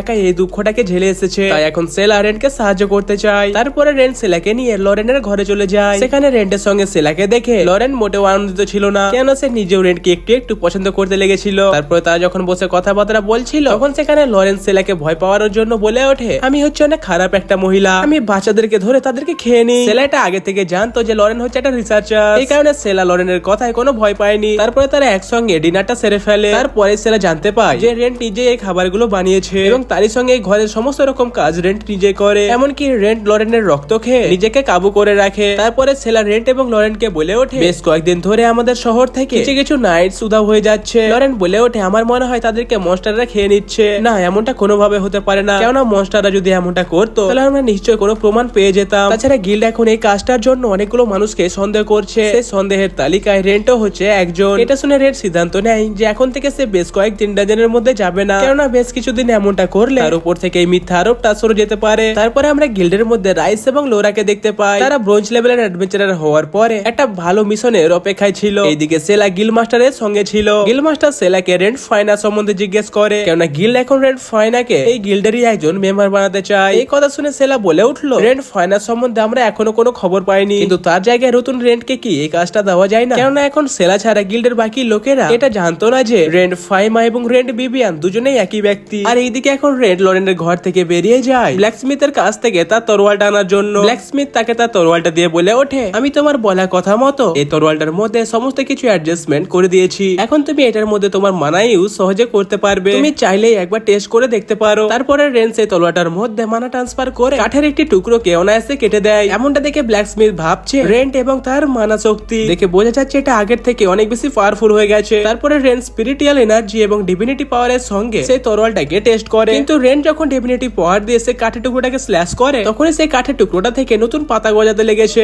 এমনটা দেখে ব্ল্যাকস্মিথ আরো বেশি অবাক হয়ে যায়, কেন রেন্ট ডিভিনিটি পাওয়ার অনেক অ্যাডভান্স লেভেলে পারফর্ম করতে পারছে। আসলে ডিভিনিটি ম্যাজিক হচ্ছে ঈশ্বরের একটি আশীর্বাদ, তাই আমি এটা বুঝতে পারছি না তোমার কাছে পাওয়ারটা কোথা থেকে এলো। রেন্ট বলে ওঠে, আমি একবার অ্যাবন্ডেন্স শ্রাইনকে রিপেয়ার করেছিলাম, আমার মনে হয় সেখান থেকেই আমি এই পাওয়ারটা পেয়েছি। তারপরে রেন্ট ব্ল্যাকস্মিথকে বলে ওঠে, আমি এই তরোয়ালটাকে আরেকবার ট্রাই করে দেখবো। আরে ভাই, তুমি সব রকম ভাবে টেস্ট করে নিয়েছো, এতটা কি তোমার জন্য যথেষ্ট নয়? রেন্ট বলে ওঠে, আমি এখন আমার তিনটে পাওয়ারকে একসঙ্গে মিক্স করে এই তরোয়ালটা দিয়ে একবার স্ল্যাশ করে দেখবো। তুমি কি কখনো মানা ফিউশনের সম্বন্ধে শুনেছো? রেন্ট বলে ওঠে, আমি তো শুধু সেটার সম্বন্ধে কিছু উড়ন্ত কথা শুনেছিলাম। ব্ল্যাকস্মিথ তাকে সতর্ক বার্তা দিয়ে বলে ওঠে, একটা এবং দুটো স্কিলকে একসঙ্গে মিক্স করার জন্য তোমাকে সবার প্রথমে সেইটাকে মাস্টার করতে হবে, কেন এতে যদি স্বল্প পরিমাণেও কিছু ভুল হয়ে যায় তাহলে তোমার পুরো শরীর ফেটে যেতে পারে। তুমি কি এত কিছু জানার পরেও সেরকম ভাবে এই তরোয়ালটাকে টেস্ট করতে চাইবে? রেন্ট এই সমস্ত কিছু শোনার পরেও এমনটা করতে রাজি হয়ে যায়, কেন রেন্ট এটা জানতো নর্মাল মানুষদের থেকে তার বডি এখন সম্পূর্ণই আলাদা। তারপরে ব্ল্যাকস্মিথ তাকে একটা দামি তরোয়াল দিয়ে বলে ওঠে, প্রথমে এটা নিয়ে ট্রাই করো। তারপরে রেন্ট তরোয়ালটা হাতে নিয়ে তার তিনটে শক্তি একসঙ্গে মিক্স করতে লাগে। এমনটা করার জন্য রেন্টের বডি পুরো কাঁপছিল। এমনটা দেখে আমার এটা মনে হচ্ছে পুরো একটা খালির বাক্সের মধ্যে যেমন ভাবে সমস্ত জিনিসপত্র গুলোকে ঠেসে ঠেসে ভরা হয়, এরকম ভাবে রেন্ট এখন তার বডিতে মানা শক্তি গুলোকে একত্রিত করছে। তার শরীরে অতিরিক্ত প্রেসার দেওয়ার কারণে রেন্ট নিজেকে সঠিকভাবে সামলাতে পারলো না এবং সে তার কন্ট্রোল হারিয়ে সে তরোয়ালটা দিয়ে স্ল্যাশ মেরে দেয়। এমনটা দেখে ব্ল্যাকস্মিথ বলে ওঠে, দুটো পাওয়ারকে একসঙ্গে মিক্স করাটাই তোমার জন্য মোর দ্য ইনাফ হয়ে দাঁড়িয়েছিল, তাই তুমি কি এখনো ডিভিনিটি পাওয়ারের সঙ্গে মিক্স করতে চাইবে? রেন্ট বলে ওঠে, একদম, আমি এটা করবো। তারপরে রেন্ট তার দুটো শক্তির সঙ্গে ডিভিনিটি পাওয়ারকেও একসঙ্গে মিক্স করে নেয়। সেটাকে অতি কষ্টে কন্ট্রোল করার পরে রেন্ট বলে ওঠে, আমি যেভাবে হোক একজন মিথ্রি লেভেল অ্যাডভেঞ্চারার হয়েই দেখাবো। ব্ল্যাকস্মিথ দূরে দাঁড়িয়ে এটা দেখছিল। রেন্টের তরোয়ালটার মধ্যে ফাটল ধরতে লেগেছে, তখনই রেন্ট তার তরোয়ালটা দিয়ে কাঠের টুকরোর উপরে স্ল্যাশ মেরে দেয়। এমনটা করার পরে সে তরোয়ালটা পুরো গলতে শুরু করে দেয়। তারপরে আমরা দেখতে পাই সে তরোয়ালটা একটা গোল বলে ট্রান্সফর্ম হয়ে গেল। এত কিছু ঘটে যাওয়ার পরে ব্ল্যাকস্মিথ রেন্টকে তার আসল তরোয়ালটা দিয়ে বলে ওঠে, এই তরোয়ালটা তোমার ডিভিনিটি পাওয়ারকে সহ্য তো করতে পারে, মারবে। তুমি এখন যেটা করলে সেটা কিন্তু এই তরোয়ালটা হ্যান্ডেল করতে পারবে না, তুমি এটা সর্বদা মাথায় রাখবে। তুমি যেন কখনোই তরোয়ালটার উপরে এত বেশি পরিমাণে প্রেসার দিও না। এটা শুনে রেন্ট বলে ওঠে, যদি আমার সামনে এমন কোনো মনস্টার চলে আসে যাকে আমি আমার নরমাল শক্তি দিয়ে হারাতে পারবো না, তখন আমি সেখানে কি করব? ব্ল্যাকস্মিথ বলে ওঠে, এমনটা হলে তোমার অনেক বেশি তরোয়ালের সাহায্য নিতে হবে। আরো বাকি তরোয়াল কেনার জন্য রেন্টের কাছে আর কোনো পয়সা ছিল না, এই কারণে রেন্ট সে তরোয়ালটা নিয়ে সেখান থেকে চলে আসে। সেখান থেকে আসার সময় রেন্টের নজর একজন অ্যাডভেঞ্চারের উপরে পড়ে। তার কাছ থেকে একটি ছেলে সাহায্য চাইছিল, কিন্তু অ্যাডভেঞ্চারার সেখানে সে ছেলেটাকে বলছিল, আমি এমন কোনো জব অ্যাকসেপ্ট করতে পারবো না যেটা অফিসিয়ালি ভাবে গিল থেকে আমাকে দেওয়া হয়নি। তখনই সেখানে রেন্ট এসে সেই অ্যাডভেঞ্চারকে কিছু পয়সা দিয়ে সেখান থেকে তাড়িয়ে দেয়। তারপরে রেন্ট সে ছেলেটাকে বলে উঠলো, আমি তোমার জব অ্যাকসেপ্ট করতে রাজি আছি, কিন্তু তুমি এটা বলো আমাকে কাজটা কি করতে হবে। তখন এই ছেলেটা রেন্টকে বলে ওঠে, তোমাকে লর্ড অফ দ্য লেক কে হারাতে হবে। তারপরে রেন্ট এই ছেলেটাকে লরেন্সের কাছে নিয়ে যায়। সেখানে গিয়ে ছেলেটা বলে উঠলো, আমার নাম হচ্ছে রিওন্টাস, আমি তোসুক নামক একটি গ্রাম থেকে এসেছি। রেন্ট বলে ওঠে, আমি সেই গ্রামের সম্বন্ধে আগে শুনেছিলাম, সেখানে তো একটা অদ্ভুত ধরনের ফেস্টিভ্যাল হয়। রিওন্টাস বলে ওঠে, আমাদেরই ওখানে একটা অনেক বড় মনস্টার রয়েছে, সেই মনস্টারটাকে শান্ত করার জন্য আমাদের পূর্বপুরুষ একটি কুমারী মেয়েকে সেই মনস্টারের কাছে পাঠিয়েছিল। তারপর থেকে প্রতি বছরই এই ফেস্টিভ্যালটা আমাদের ওখানে অনুষ্ঠিত করা হয়, আর প্রতি বছরই একটি করে মেয়েকে সেই মনস্টারটার কাছে পাঠানো হয়। কিন্তু আগে যে মেয়েটাকে সেখানে পাঠানো হতো সে কিন্তু কখনোই মরতো না, আর এখন সত্যি সত্যি Lord of the lake appear হয়েছে, আর আমাদের চোখের সামনে লর্ড অফ দ্য লেক একটি কুমারী মেয়েকে চিবিয়ে খেয়ে নিয়েছে। আর এখন লর্ড অফ দ্য লেক আরো অনেকগুলো কুমারী মেয়েদের স্যাক্রিফাইস চাইছে, এই কারণে আমাদের গ্রামের অনেক কুমারী মেয়েরাই মরে গেছে। আর এখন গ্রামবাসীরা এটা সিদ্ধান্ত নিয়েছে যে ওরা আমার বোনকে সেই মনস্টারের কাছে পাঠাবে, কিন্তু আমি আমার বোনকে কোনোভাবেই সেখানে পাঠাতে পারি না। এত কিছু কথা শুনে রেন্ট রিওন্টাসের সঙ্গে তার গ্রামের মধ্যে চলে আসে। রিওন্টাসের ঘরের দরজায় ক্রস চিহ্ন দেখে রেন্ট বলে ওঠে, এটা কিসের জন্য দেওয়া হয়েছে। রিওন্টাস বলে ওঠে, যেহেতু আমার বোনকেও সেখানে পাঠানো হবে, এই কারণে আমাদের ঘরের গেটে মার্কটা দেওয়া হয়েছে। তখনই আমরা দেখতে পাই রিওন্টাসের বোন আমিরিস সে দরজাটাকে খুলে রিওন্টাসকে সে ঘরের ভেতরে নিয়ে গিয়ে বলে ওঠে, ওই অদ্ভুত মানুষটা কে আর ও এখানে কেন এসেছে। রিওন্টাস বলে ওঠে, এই ব্যক্তিটা খুব ভালো মানুষ আর উনি এখানে এসেছেন আমাদেরকে সাহায্য করার জন্য।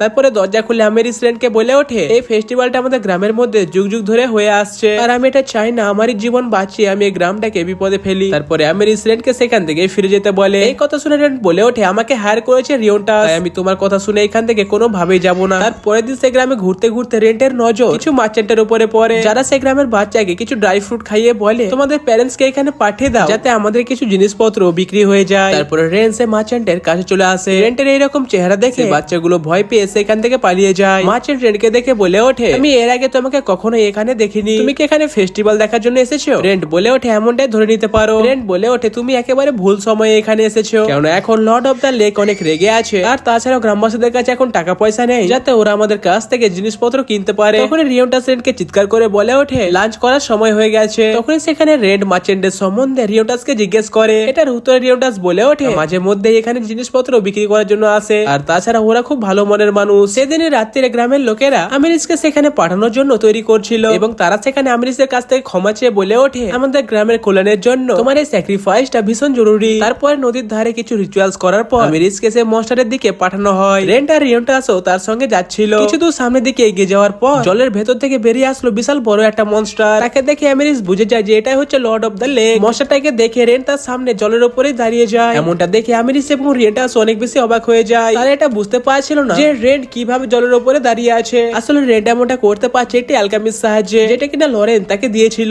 তখনই আমরা দেখতে পাই মনস্টারটা রেন্টের উপরে ফায়ারবল দিয়ে হামলা করে দেয়। রেন্ট এটা বুঝতে পারছিল না যে কোনো ওয়াটার মনস্টার ফায়ার দিয়ে কিভাবে হামলা করছে। এমনটা দেখে মনস্টারটার প্রতি রেন্টের সন্দেহ অনেক বেশি বেড়ে যায়। তারপরে রেন্ট এই মনস্টারটা সমস্ত অ্যাটাক গুলোকে ভালোভাবে দেখে ডজ করে যখন তার উপরে হামলা করতে যাচ্ছিল তখন সে দেখতে পায় এটা কোনো মনস্টার নয়, এটা ছিল একটা ইলুশন। তারপরে রেন্ট তাদের সামনে সে মার্চেন্টদের একটা বড় জাহাজ দেখতে পায়। এমনটা দেখে রেন্ট বুঝে যায় যে আসলে এই মার্চেন্টরা এই সমস্ত কাণ্ডগুলো করছিল। বাবু, তোমাকে এখানে আসাটা উচিত হয়নি, আমি তোমাকে আগে এইখান থেকে ফিরে যেতে বলেছিলাম, কিন্তু তুমি এমনটা করনি, তাই এখন তোমাকে জানে মরতেই হবে। তারপরে সেখানে মার্চেন্টের কিছু লোক রেন্টের উপরে তীর দিয়ে হামলা করে দেয়। রেন্ট সেকেন্ডের মধ্যে এদের 12টা বাজিয়ে দেয়। তারপরের দিন এটা সবাই গ্রামবাসীকে জানায় যে মার্চেন্টরা কিভাবে একটা ফেক ইলুশন বানিয়ে কুমারী মেয়েদের স্যাক্রিফাইস দিত। এত কিছু দেখা এবং শোনার পরে গ্রামের এল্ডার মার্চেন্টকে বলে ওঠে, আমাদের গ্রামের বাকি মেয়েরা তাহলে কোথায় আছে? তারপরে মার্চেন্টরা সমস্ত সত্যি কথা বলে দেয় যে সমস্ত মেয়েরা বেঁচে আছে এবং তারা সুরক্ষিত আছে, কেননা এই মার্চেন্ট গুলোর প্ল্যান ছিল যে তারা এই সমস্ত মেয়েদেরকে অন্য কোনো দেশে বিক্রি করে অনেক বেশি টাকা উপার্জন করতে চেয়েছিল। তারপরে এরা সবাই সেই মেয়েগুলোকে আনার জন্য বেরিয়ে যায়। যেহেতু রেন্টের মিশন এখন কমপ্লিট হয়ে গেছে, এখানে সে এখন এই গ্রাম থেকে চলে যেতে লাগে। কিন্তু সেখানে আমিরিস রেন্টকে বলে ওঠে যে তুমি ফেস্টিভ্যালের পরে এখান থেকে যেও, কিন্তু রেন্ট তার ঘরে ফিরে যেতে চাইছিল। এই কারণে আমিরিস তাকে শেষবারের মতো ধন্যবাদ জানাই। এইরকম ভাবে ধন্যবাদ কে জানাই ভাই?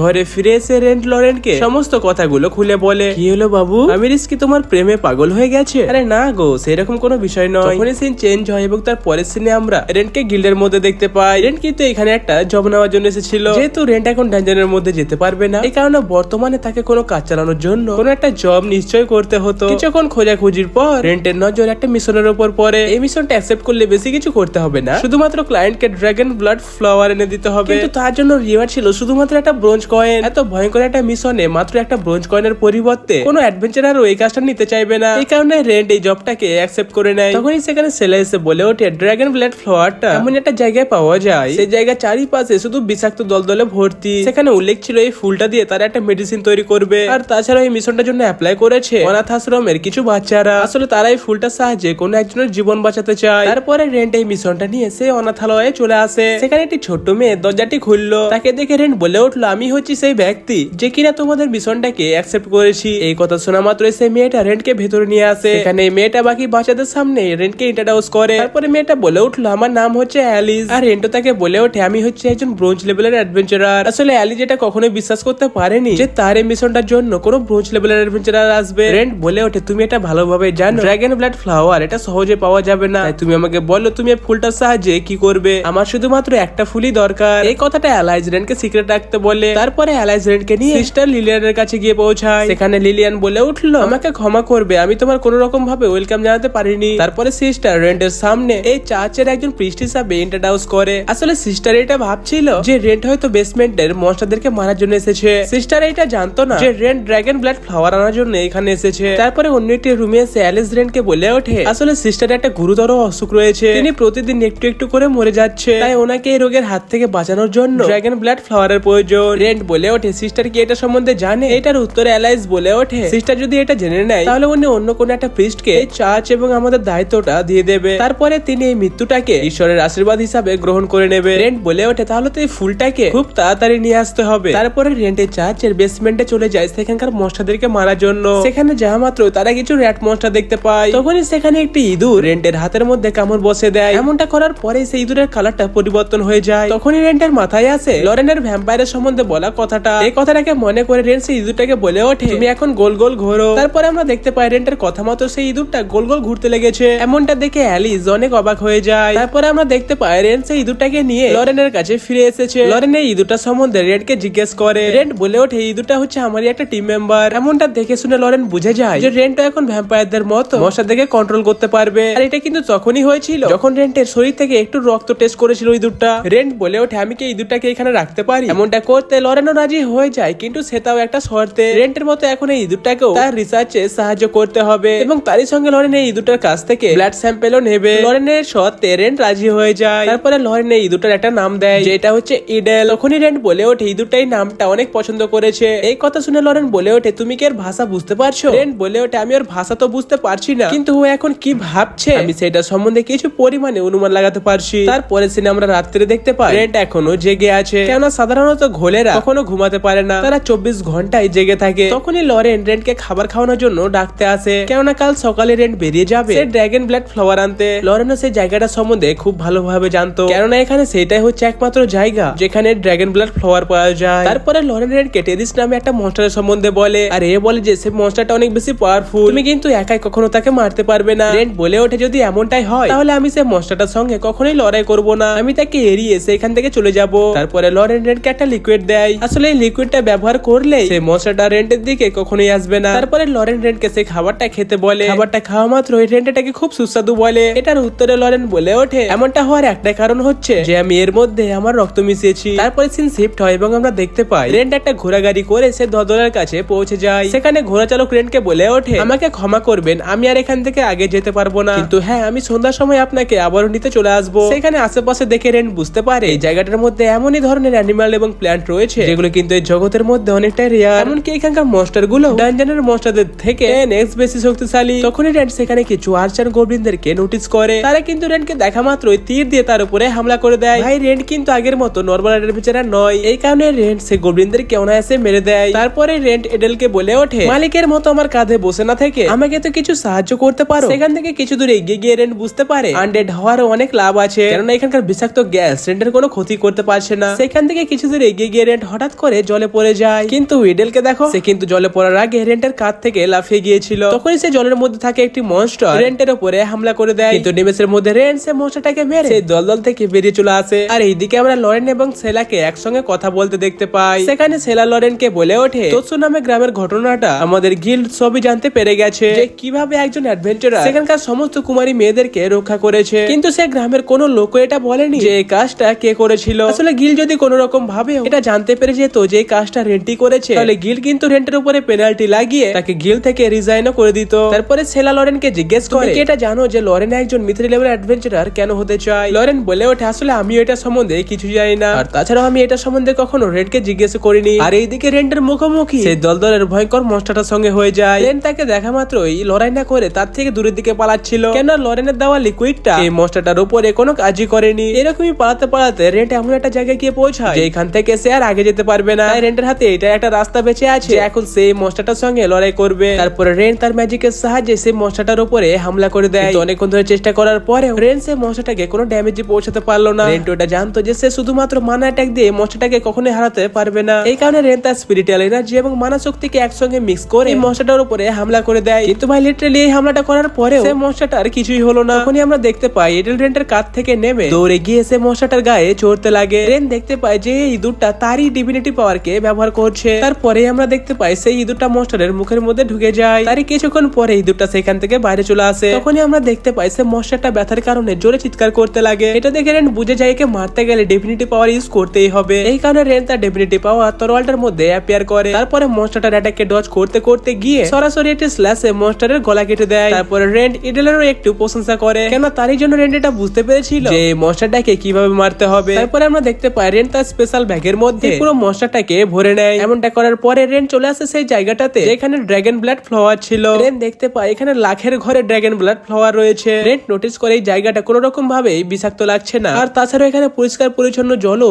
বয়ে যাচ্ছে। তারপরে রেন্ট যখন সেই ফুলটাকে তুলতেই যাচ্ছিল তখনই হিডেল রেন্টকে একটু অ্যালার্ট করে দেয়। তখনই রেন্টের পেছনে আমরা একটা এলফকে দেখতে পাই। সে রেন্টকে দেখে বলে ওঠে, কাউকে এই জায়গাটার মধ্যে দেখা সত্যি আমাকে অবাক করে দিচ্ছে। রেন্ট তাকে দেখে বলে ওঠে, তুমি কি এখানে একাই এসেছো? এর উত্তরে ব্যক্তিটা বলে উঠলো, হ্যাঁ। রেন্ট বলে ওঠে, এই জায়গাটা হচ্ছে টেরিক্স দালদাল। এই জায়গা চারিদিকটাই পয়জন গ্যাসে ভর্তি, আর তুমি এই জায়গাটাকে অতি সহজে অতিক্রম করে এসেছো, তাই আমার এটা মনে হচ্ছে তুমি কোনো সাধারণ মানুষ নও। এটার উত্তরে সে ব্যক্তিটা বলে ওঠে, আমার কাছে এমনই কিছু জিনিস আছে এটার ব্যবহারে বিষাক্ত গ্যাস আমার কাছে আসে না, আর তাছাড়াও আমার কাছে হোলি ওয়াটার আছে যেটা কিনা আমাকে টেরিস্ট মনস্টারের থেকে দূরে রাখে। আসলে আমি এখানে এই ফুলটা নেওয়ার জন্য এসেছি। এই ব্যক্তিটা রেন্টকে বলে ওঠে, আমি কি এখান থেকে কিছু ফুল নিতে পারি? রেন্টের এতে কোনো প্রবলেম ছিল না। তারপরে আমরা দেখতে পাই সেই ব্যক্তিটা কিছু ফুল তুলে নেয়। রেন্ট বলে ওঠে, তোমার কি এই কটা ফুল দরকার ছিল? হ্যাঁ, আমার জন্য এতটুকু যথেষ্ট। আসলে ফুলটা আমি আমার মিস্ট্রেসের জন্য নিয়ে যাচ্ছি। রেন্ট বলে ওঠে, তাহলে কি উনি অনেক বেশি অসুস্থ রয়েছে? সেই ব্যক্তিটা বলে ওঠে, তুমি এমনটাই ধরে নিতে পারো। রেন্ট বলে ওঠে, আমি জানি না এটা সাহায্যে কোনো লাভ হবে কিনা, কিন্তু আমি ওনার জন্য নিশ্চয়ই প্রে করব। তখন এই ব্যক্তিটা রেন্টকে একটি জব অফার করে। সে বলে ওঠে, আমাদের এমন একটা মানুষের প্রয়োজন যে আমাদের জন্য মাঝে মধ্যে এই ফুলটা এনে দেবে, আর এমনটা করার জন্য আমি তোমাকে ভালো পেমেন্টও দেবো। এই অফারটা রেন্টকে একটু ভালোই লাগে। তারপরে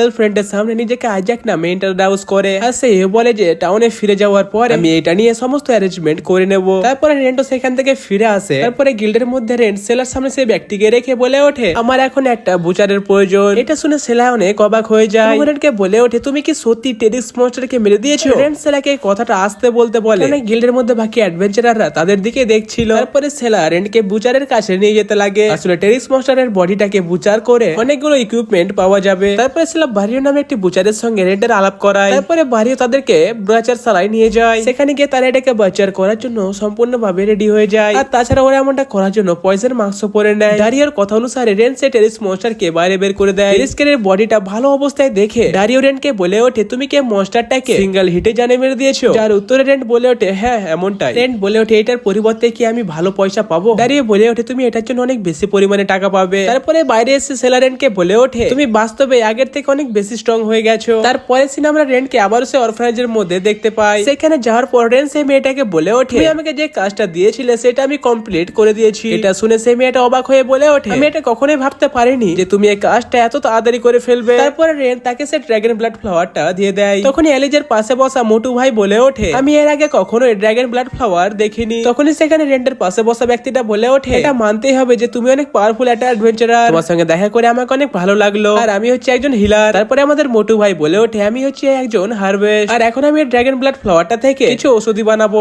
এই কথাগুলো শোনার পর রেন তাদেরকে বলে ওঠে, তোমাদের কি আরো ড্রাগন ব্লাড ফ্লাওয়ারের প্রয়োজন আছে? যেটার উত্তরে তারা হ্যাঁ বলে। তারপর রেন তাদেরকে আরো অনেকগুলো ড্রাগন ব্লাড ফ্লাওয়ার দিয়ে দেয়, তারই সাথে ওদের কাছ থেকে টাকা নিতেও বারণ করে দেয়। এই কথা শুনে এরা সবাই অনেক বেশি আনন্দিত হয়ে যায়। তারপরে অ্যালিসের মিশনটা কমপ্লিট করার সার্টিফিকেট রেনকে দিয়ে দেয় এবং তারই সঙ্গে অ্যালিস রেনকে বলে ওঠে, আমি আপনার মতো একজন অ্যাডভেঞ্চারার হয়ে সাধারণ লোকদেরকে সাহায্য করতে চাই। রেন বলে ওঠে, একজন অ্যাডভেঞ্চারার হওয়ার জন্য তোমাকে অনেক কঠোর পরিশ্রম করতে হবে, আর তুমি যদি এই সিদ্ধান্তটা নিয়ে নাও তাহলে আমিও তোমাকে ট্রেনিং দেওয়ার ব্যবস্থা করব।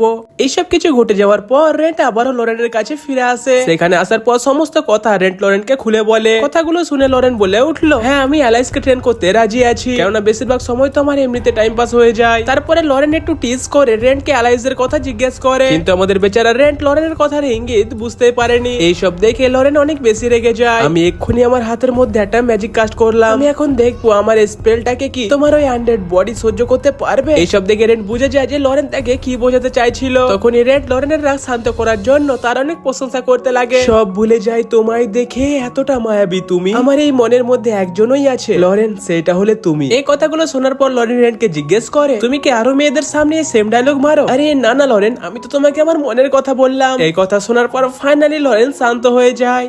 তারপরের দিন সকালে আমরা দেখতে পাই এডেল রাজার মতো ঘুমাচ্ছিল, আর সকাল সকাল রেন্টও কোথাও যাচ্ছিল। রাস্তায় হাঁটতে হাঁটতে রেন্ট ভাবছে, আমি একটা মনস্টার হওয়ার পরেও এই সমস্ত কাজগুলো করছি। এই কথা ভাবতে ভাবতে রেন্ট গিল্ডের মধ্যে গিয়ে পৌঁছে যায়। সেখানে সেলা রেন্টেরই অপেক্ষায় ছিল। রেন্ট সেখানে আসার পর সেলা তাকে নিয়ে একটু সাইডে চলে যায়। রেন্ট, তোমার জন্য একটা চিঠি এসেছে, তুমি কে কে জানো? চিঠিটাকে দেখে রেন্ট বলে ওঠে, আমার মনে হয় এটা ইসাকি হবে। এই কথা শুনে সেলা রেন্টকে লাটোর ফ্যামিলির সম্বন্ধে বলে যে এই ফ্যামিলিটা হচ্ছে এখানকার সব থেকে পুরানো ফ্যামিলি, আর যদি কোনো অ্যাডভেঞ্চারকে লাটোর ফ্যামিলি থেকে কোনো জব দেওয়া হয় তাহলে তাকে সেটা যেভাবে হোক করতেই হবে। তারপরে সিন শিফট হয় এবং তারপরে সিনে আমরা দেখতে পাই রেন্ট লাটোর হাউস হোল্ডের কাছে এসে পৌঁছে গেছে। কিন্তু ভেতরে যাওয়ার আগে রেন্ট গার্ডকে বলে ওঠে, ইসাক কি ভেতরেই আছে? গার্ড বলে ওঠে, হ্যাঁ উনি ভেতরেই আছে, আর তুমিও এখন ভেতরে যেতে পারো। সামনে গিয়ে রেন্ট দেখতে পাই এই জায়গাটা পুরো একটা ভুলভুলাইয়ার মতো। আরে এটা কেমন রাস্তা? ছাড়ো ওইসব, তোমার কাছে কি কোনো ম্যাপ রয়েছে? আমার কাছে সিক্রেট জায়গার কোনো ম্যাপ নেই। আর এই পুরো জায়গাটা ম্যাজিক দিয়ে তৈরি করা হয়েছে, এই কারণে প্রতি মুহূর্তে এই জায়গাটা পরিবর্তন হতেই থাকে। তাছাড়াও লাটোর ফ্যামিলি সর্বদা নতুন আইটেম গুলো কালেক্ট করতেই থাকে, আর এই জায়গাটা হচ্ছে সেইটারই একটা অংশ।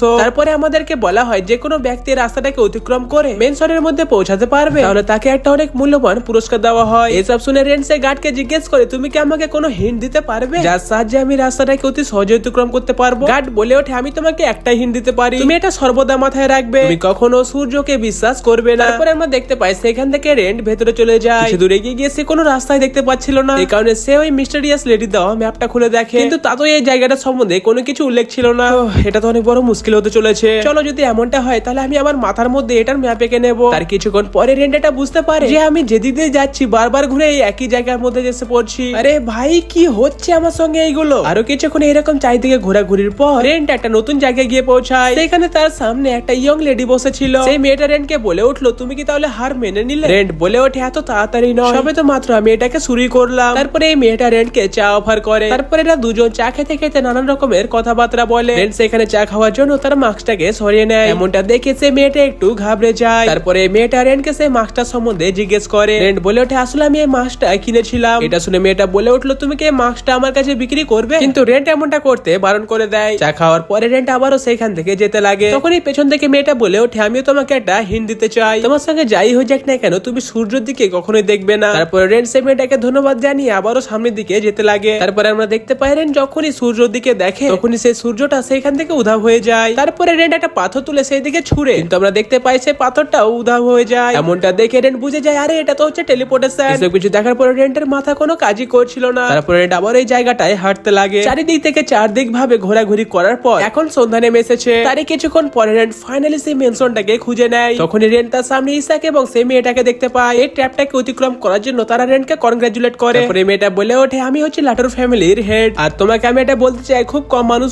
এখানে আসতে পেরেছে। তারপরে রেন্ট সে মহিলাকে বলে ওঠে, আমি একটা জব কুইস্টের জন্য এখানে এসেছিলাম। তারপরে রেন্ট তাদেরকে আবারও জিজ্ঞেস করে, আমাকে কি তাহলে ওই ম্যাজিক আইটেমটা রিওয়ার্ড হিসাবে দেওয়া হবে যেটার সাহায্যে ভুলভুলাইয়াটা বানানো হয়েছিল? সেই ম্যাজিক আইটেমটা রেন্টকে দিতে মেয়েটা বারণ করে দেয়, ওটা তো শুধু তোমাকে বিরক্ত করার জন্য বানানো হয়েছিল। তারপরে এই মেয়েটা রেন্টকে অনেকগুলো ম্যাজিক আইটেম দেখানোর জন্য নিয়ে আসে। সেখানে গিয়ে রেন্টের নজর একটা ছোট্ট এয়ারশিপের উপরে পড়ে। তারপরে রেন্ট এটা সম্বন্ধে সেই মেয়েটাকে জিজ্ঞেস করে, তোমার হাতে যে এয়ারশিপটা রয়েছে ওইটাকে মানার সাহায্যে পুরানো হয় আর এটাকে স্টিম করার পরে ওর মধ্যে 4 থেকে 6 জন বসতে পারবে আর এটাকে কন্ট্রোল দিয়ে কন্ট্রোল করা হয়। তারপরে রেন্ট এই এয়ারশিপটাকে একবার চালিয়ে দেখে। এমনটা করতে রেন্টকে অনেক ভালোই লাগছিল। এমনটা দেখে মেয়েটা বলে ওঠে তোমার কি এটা লাগবে? রেন্ট তখন ভাবছে এটা তো শুধুমাত্র একটা খেলনা মাত্র, আমার মন তো চাইছে এইটাকে নিতে, কিন্তু এমনটা করা আমার উচিত হবে না। তারপরে মেয়েটা রেন্টকে সেই এয়ারশিপে মডেলিয়রের উপরে নজর রাখতে বলে। এমনটা করার পরে রেন্টের মাইন্ড সেই এয়ারশিপে ট্রান্সফার হয়ে যায়। তারপরে রেন্ট উপর থেকে এদের দুজনকে দেখতে পাচ্ছিল। মেয়েটা বলে ওঠে তুমি কন্ট্রোলারের সাহায্যে তোমার মাইন্ডকে ওইটার মধ্যে ট্রান্সফার করতে পারবে। এই ম্যাজিক আইটেমটা ভালোই ছিল, কিন্তু এমনটা করতে রেন্টটা অনেক মারা খরচ হয়ে গিয়েছিল। এই কারণে রেন্ট এটাকে না নেওয়ারই সিদ্ধান্ত নেয়। তারপরে ওরা সেখানে আরো কিছু ম্যাজিক আইটেম দেখতে লাগে। তখনই সেখানে রেন্টের নজর একটি পেন্টিং এর উপরে পড়ে। সেটাকে দেখে রেন্ট বলে ওঠে এটা তো শুধুমাত্র নর্মাল একটা পেন্টিং। এই কথা শুনে সেই মেয়েটা পেন্টিং এর পাশে তাকে একটি বোতাম টিপতে বলে। তার কথা মতো রেন্ট যখন এমনটা করে তখনই সেই পেন্টিং এর মনস্টারটা পুরো জীবন্ত হয়ে যায়। এমনটা দেখে রেন্ট অনেক ভয় পেয়ে যায়। রেন্ট এটা ভাবছিল সেই মেয়েটা নিশ্চয়ই আবারও আমার সঙ্গে মজা করছে। এসবের মধ্যে রেন্ট ভুল করে কোন একটা ম্যাজিক আইটেমে হাত রেখে দিয়েছিল। তারপরে সেই আইটেমটা রেন্টেরই ম্যাজিক কনজিউম করে সঙ্গে সঙ্গে একটা বড় রোবট অ্যাসেম্বল হয়ে যায়। আসলে এটা ছিল একটা গোলাম। একে অফ করার জন্য সেই মেয়েটা ইসাককে তার শাটডাউন বাটন আনতে বলে। তারপরে ইসাক সেই জিনিসটাকে খুঁজতে লাগে। এদিকে সেই গোলামটা রেন্টের উপরে হামলা করে দেয়। এমনটা দেখে সেই মেয়েটা রেন্টকে বলে ওঠে আমি কি ওর উপরে হামলা করতে পারি? সেই মেয়েটাও রেন্টকে এমনটা করতে পারমিশন দিয়ে দেয়। তারপরে রেন্ট তার তলোয়ারের একটি স্ল্যাশে রোবটটার একটি হাত কেটে দেয়। তারপরে রেন্ট ইসাককে বলে ওঠে তুমি কি ওটা পেলে? কিন্তু ইসাক এখনো সেই শাটডাউন ডিভাইসটা খুঁজে পায়নি। নিজের সামনে আর কোনো রাস্তা দেখতে না পেয়ে রেন তার নিজের মানা এবং স্পিরিটিয়ার এনার্জি ব্যবহার করার সিদ্ধান্ত নেয়। তারপরে রেন তার উপরে হামলা করার জন্য পুরোপুরি ভাবে রেডি হয়ে যায়। সেই গোলামটাও রেন্টের দিকে এগিয়ে আসছিল। তখনই সেই মেয়েটা গোলামকে কিছু কমান্ড দেয়। তারপরে সেই গোলামটা অটোমেটিক ডিস্ট্রয় হয়ে যায়। রেন্ট এটা ভাবছিল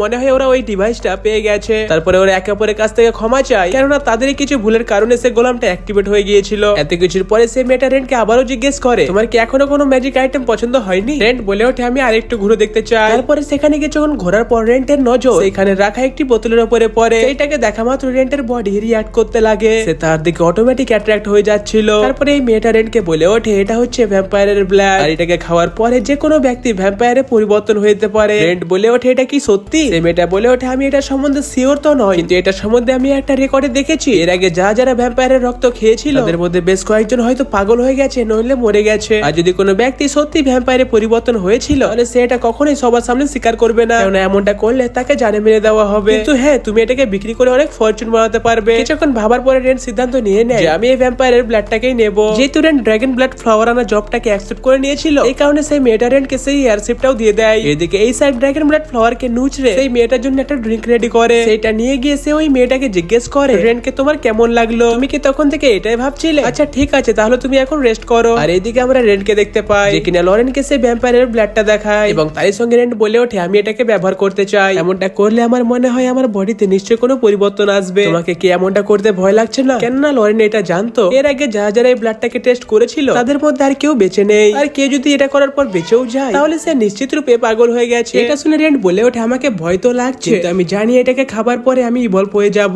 এখন বর্তমানে আমার বডির এটা খুব প্রয়োজন। এমনটা করার আগে লরেন রেন্টকে বলে ওঠে তুমি যদি সারা জীবন আমার সঙ্গে তোমার 100 বডি নিয়ে থাকো তাতেও আমার কোনো যায় আসবে না। কিন্তু লরেন এটা জানতো যে রেন্ট তার কোনো ভাবে কথা শুনবে না, কেননা ওকে যে ওর স্বপ্নটা পূরণ করতে হবে। আমি জানি তুমি প্রথম থেকে একজন মিথ্রি লেভেল অ্যাডভেঞ্চারার হতে চাও। রেন্ট বলে ওঠে হ্যাঁ আমি সেই অ্যাডভেঞ্চারার শুরু থেকে হতে চাই। আরে হ্যাঁ আমার এটা মনে পড়লো, সেলা কিন্তু আমার কাছে এটা জানতে চেয়েছিল। আমার সম্বন্ধে কি জানতে চেয়েছিল? লরেন বলে ওঠে ছাড়ো ওইসব কথা। আরে তুমি যখন আমাকে জিজ্ঞেস করেই ফেলেছো তাই ওটার জন্য আর আমাকে অপেক্ষায় রাখিও না। বলো সেলা কি জিজ্ঞেস করেছিল? আসলে সেলা আমাকে জিজ্ঞেস করেছিল যে তুমি মিথ্রি লেভেল অ্যাডভেঞ্চারার কি কারণে হতে চাও। রেন্ট বলে ওঠে আমি কি তোমাকে এর আগে এটা সম্বন্ধে বলিনি? লরেন বলে ওঠে আমরা অনেক ছোটবেলা থেকে একসঙ্গে থেকে আসছি, এই কারণে তোমার এটা মনে হচ্ছে, কিন্তু আজ পর্যন্ত তুমি তোমার অতীতের কোনো কথা আমাকে খুলে বলোনি। আর আমার মনে পড়ছে তুমি আমাকে একবার এই কথা বলেছিলে যে কোনো অ্যাডভেঞ্চারারকে তার অতীতের কথা জিজ্ঞেস করতে হয় না। এখন আর কি বলবো তোমাকে, এরকম খুব একটা ভালো স্টোরি আমার অতীতে ছিল না। আমি বদলা তো নিতে চাই না, আমি এতটা শক্তিশালী হতে চাই যে শক্তির সাহায্যে আমি সেই ধরনের ঘটনাগুলোকে শান্ত করতে পারবো। আসলে আমি হাতলা নামক একটি গ্রামে বসবাস করতাম, সেটা শহর থেকে একটু দূরে অবস্থিত ছিল। আমার বাবা এবং গ্রামের হেল্ডাররা গ্রামের সমস্ত লোকেদের জন্য খাবার পোশাক এগুলো কিনে নিয়ে আসতো। আর আমার 5 বছর বয়সে আমার প্যারেন্টস প্রথমবার আমাকে সে গ্রাম থেকে বাইরে নিয়ে যাচ্ছিল। সেখানে আমার সঙ্গে আমার বেস্ট ফ্রেন্ড জিনলিনও ছিল। সে কিন্তু সবসময় গ্রামের বাইরে ঘুরতে চাইছিল, কেন এই পৃথিবীটা সত্যিই খুব সুন্দর। ফ্রেন্ড বলে ওঠে সুন্দর তো মানলাম, কিন্তু এটা ততটাই ভয়ঙ্কর। আরে তুমি সবসময় এত ভয় পাও কেন বলো তো? এইভাবে ভয় পেতে থাকলে কিন্তু তুমি কখনোই অ্যাডভেঞ্চারার হতে পারবে না। কিন্তু কোনো ব্যাপার নয়, আমি অনেক শক্তিশালী হব আর আমি সর্বদা তোমাকে প্রোটেক্ট করবো। ফ্রেন্ড তো এটাও জানতো না যে অ্যাডভেঞ্চারাররা কি করে। লরেন বলে ওঠে এখন তুমি তুমি আগের মতো একদমই নও। তুমি তো এখন বেশিরভাগ সময় ট্রেনিং করতে থাকো। যদি জিনলিন আজ বেঁচে থাকতো তাহলে আমার জায়গায় জিনলিনই এইগুলো করতো, কেননা সে একজন অ্যাডভেঞ্চারার হতে চাইতো। আমরা যখন শহর ঘুরে ফিরে আসছিলাম তখনই আমাদের গাড়ির উপরে হামলা হয়ে যায়। ওটা অনেক ভয়ঙ্কর একটা নেকড়ে মনস্টার ছিল। সে আমাদের চোখের সামনে আমার পুরো পরিবারকে মেরে দিয়েছিল। জিনলিন আমাকে বাঁচানোর জন্য সেখান থেকে নিয়ে পালিয়ে যাচ্ছিল।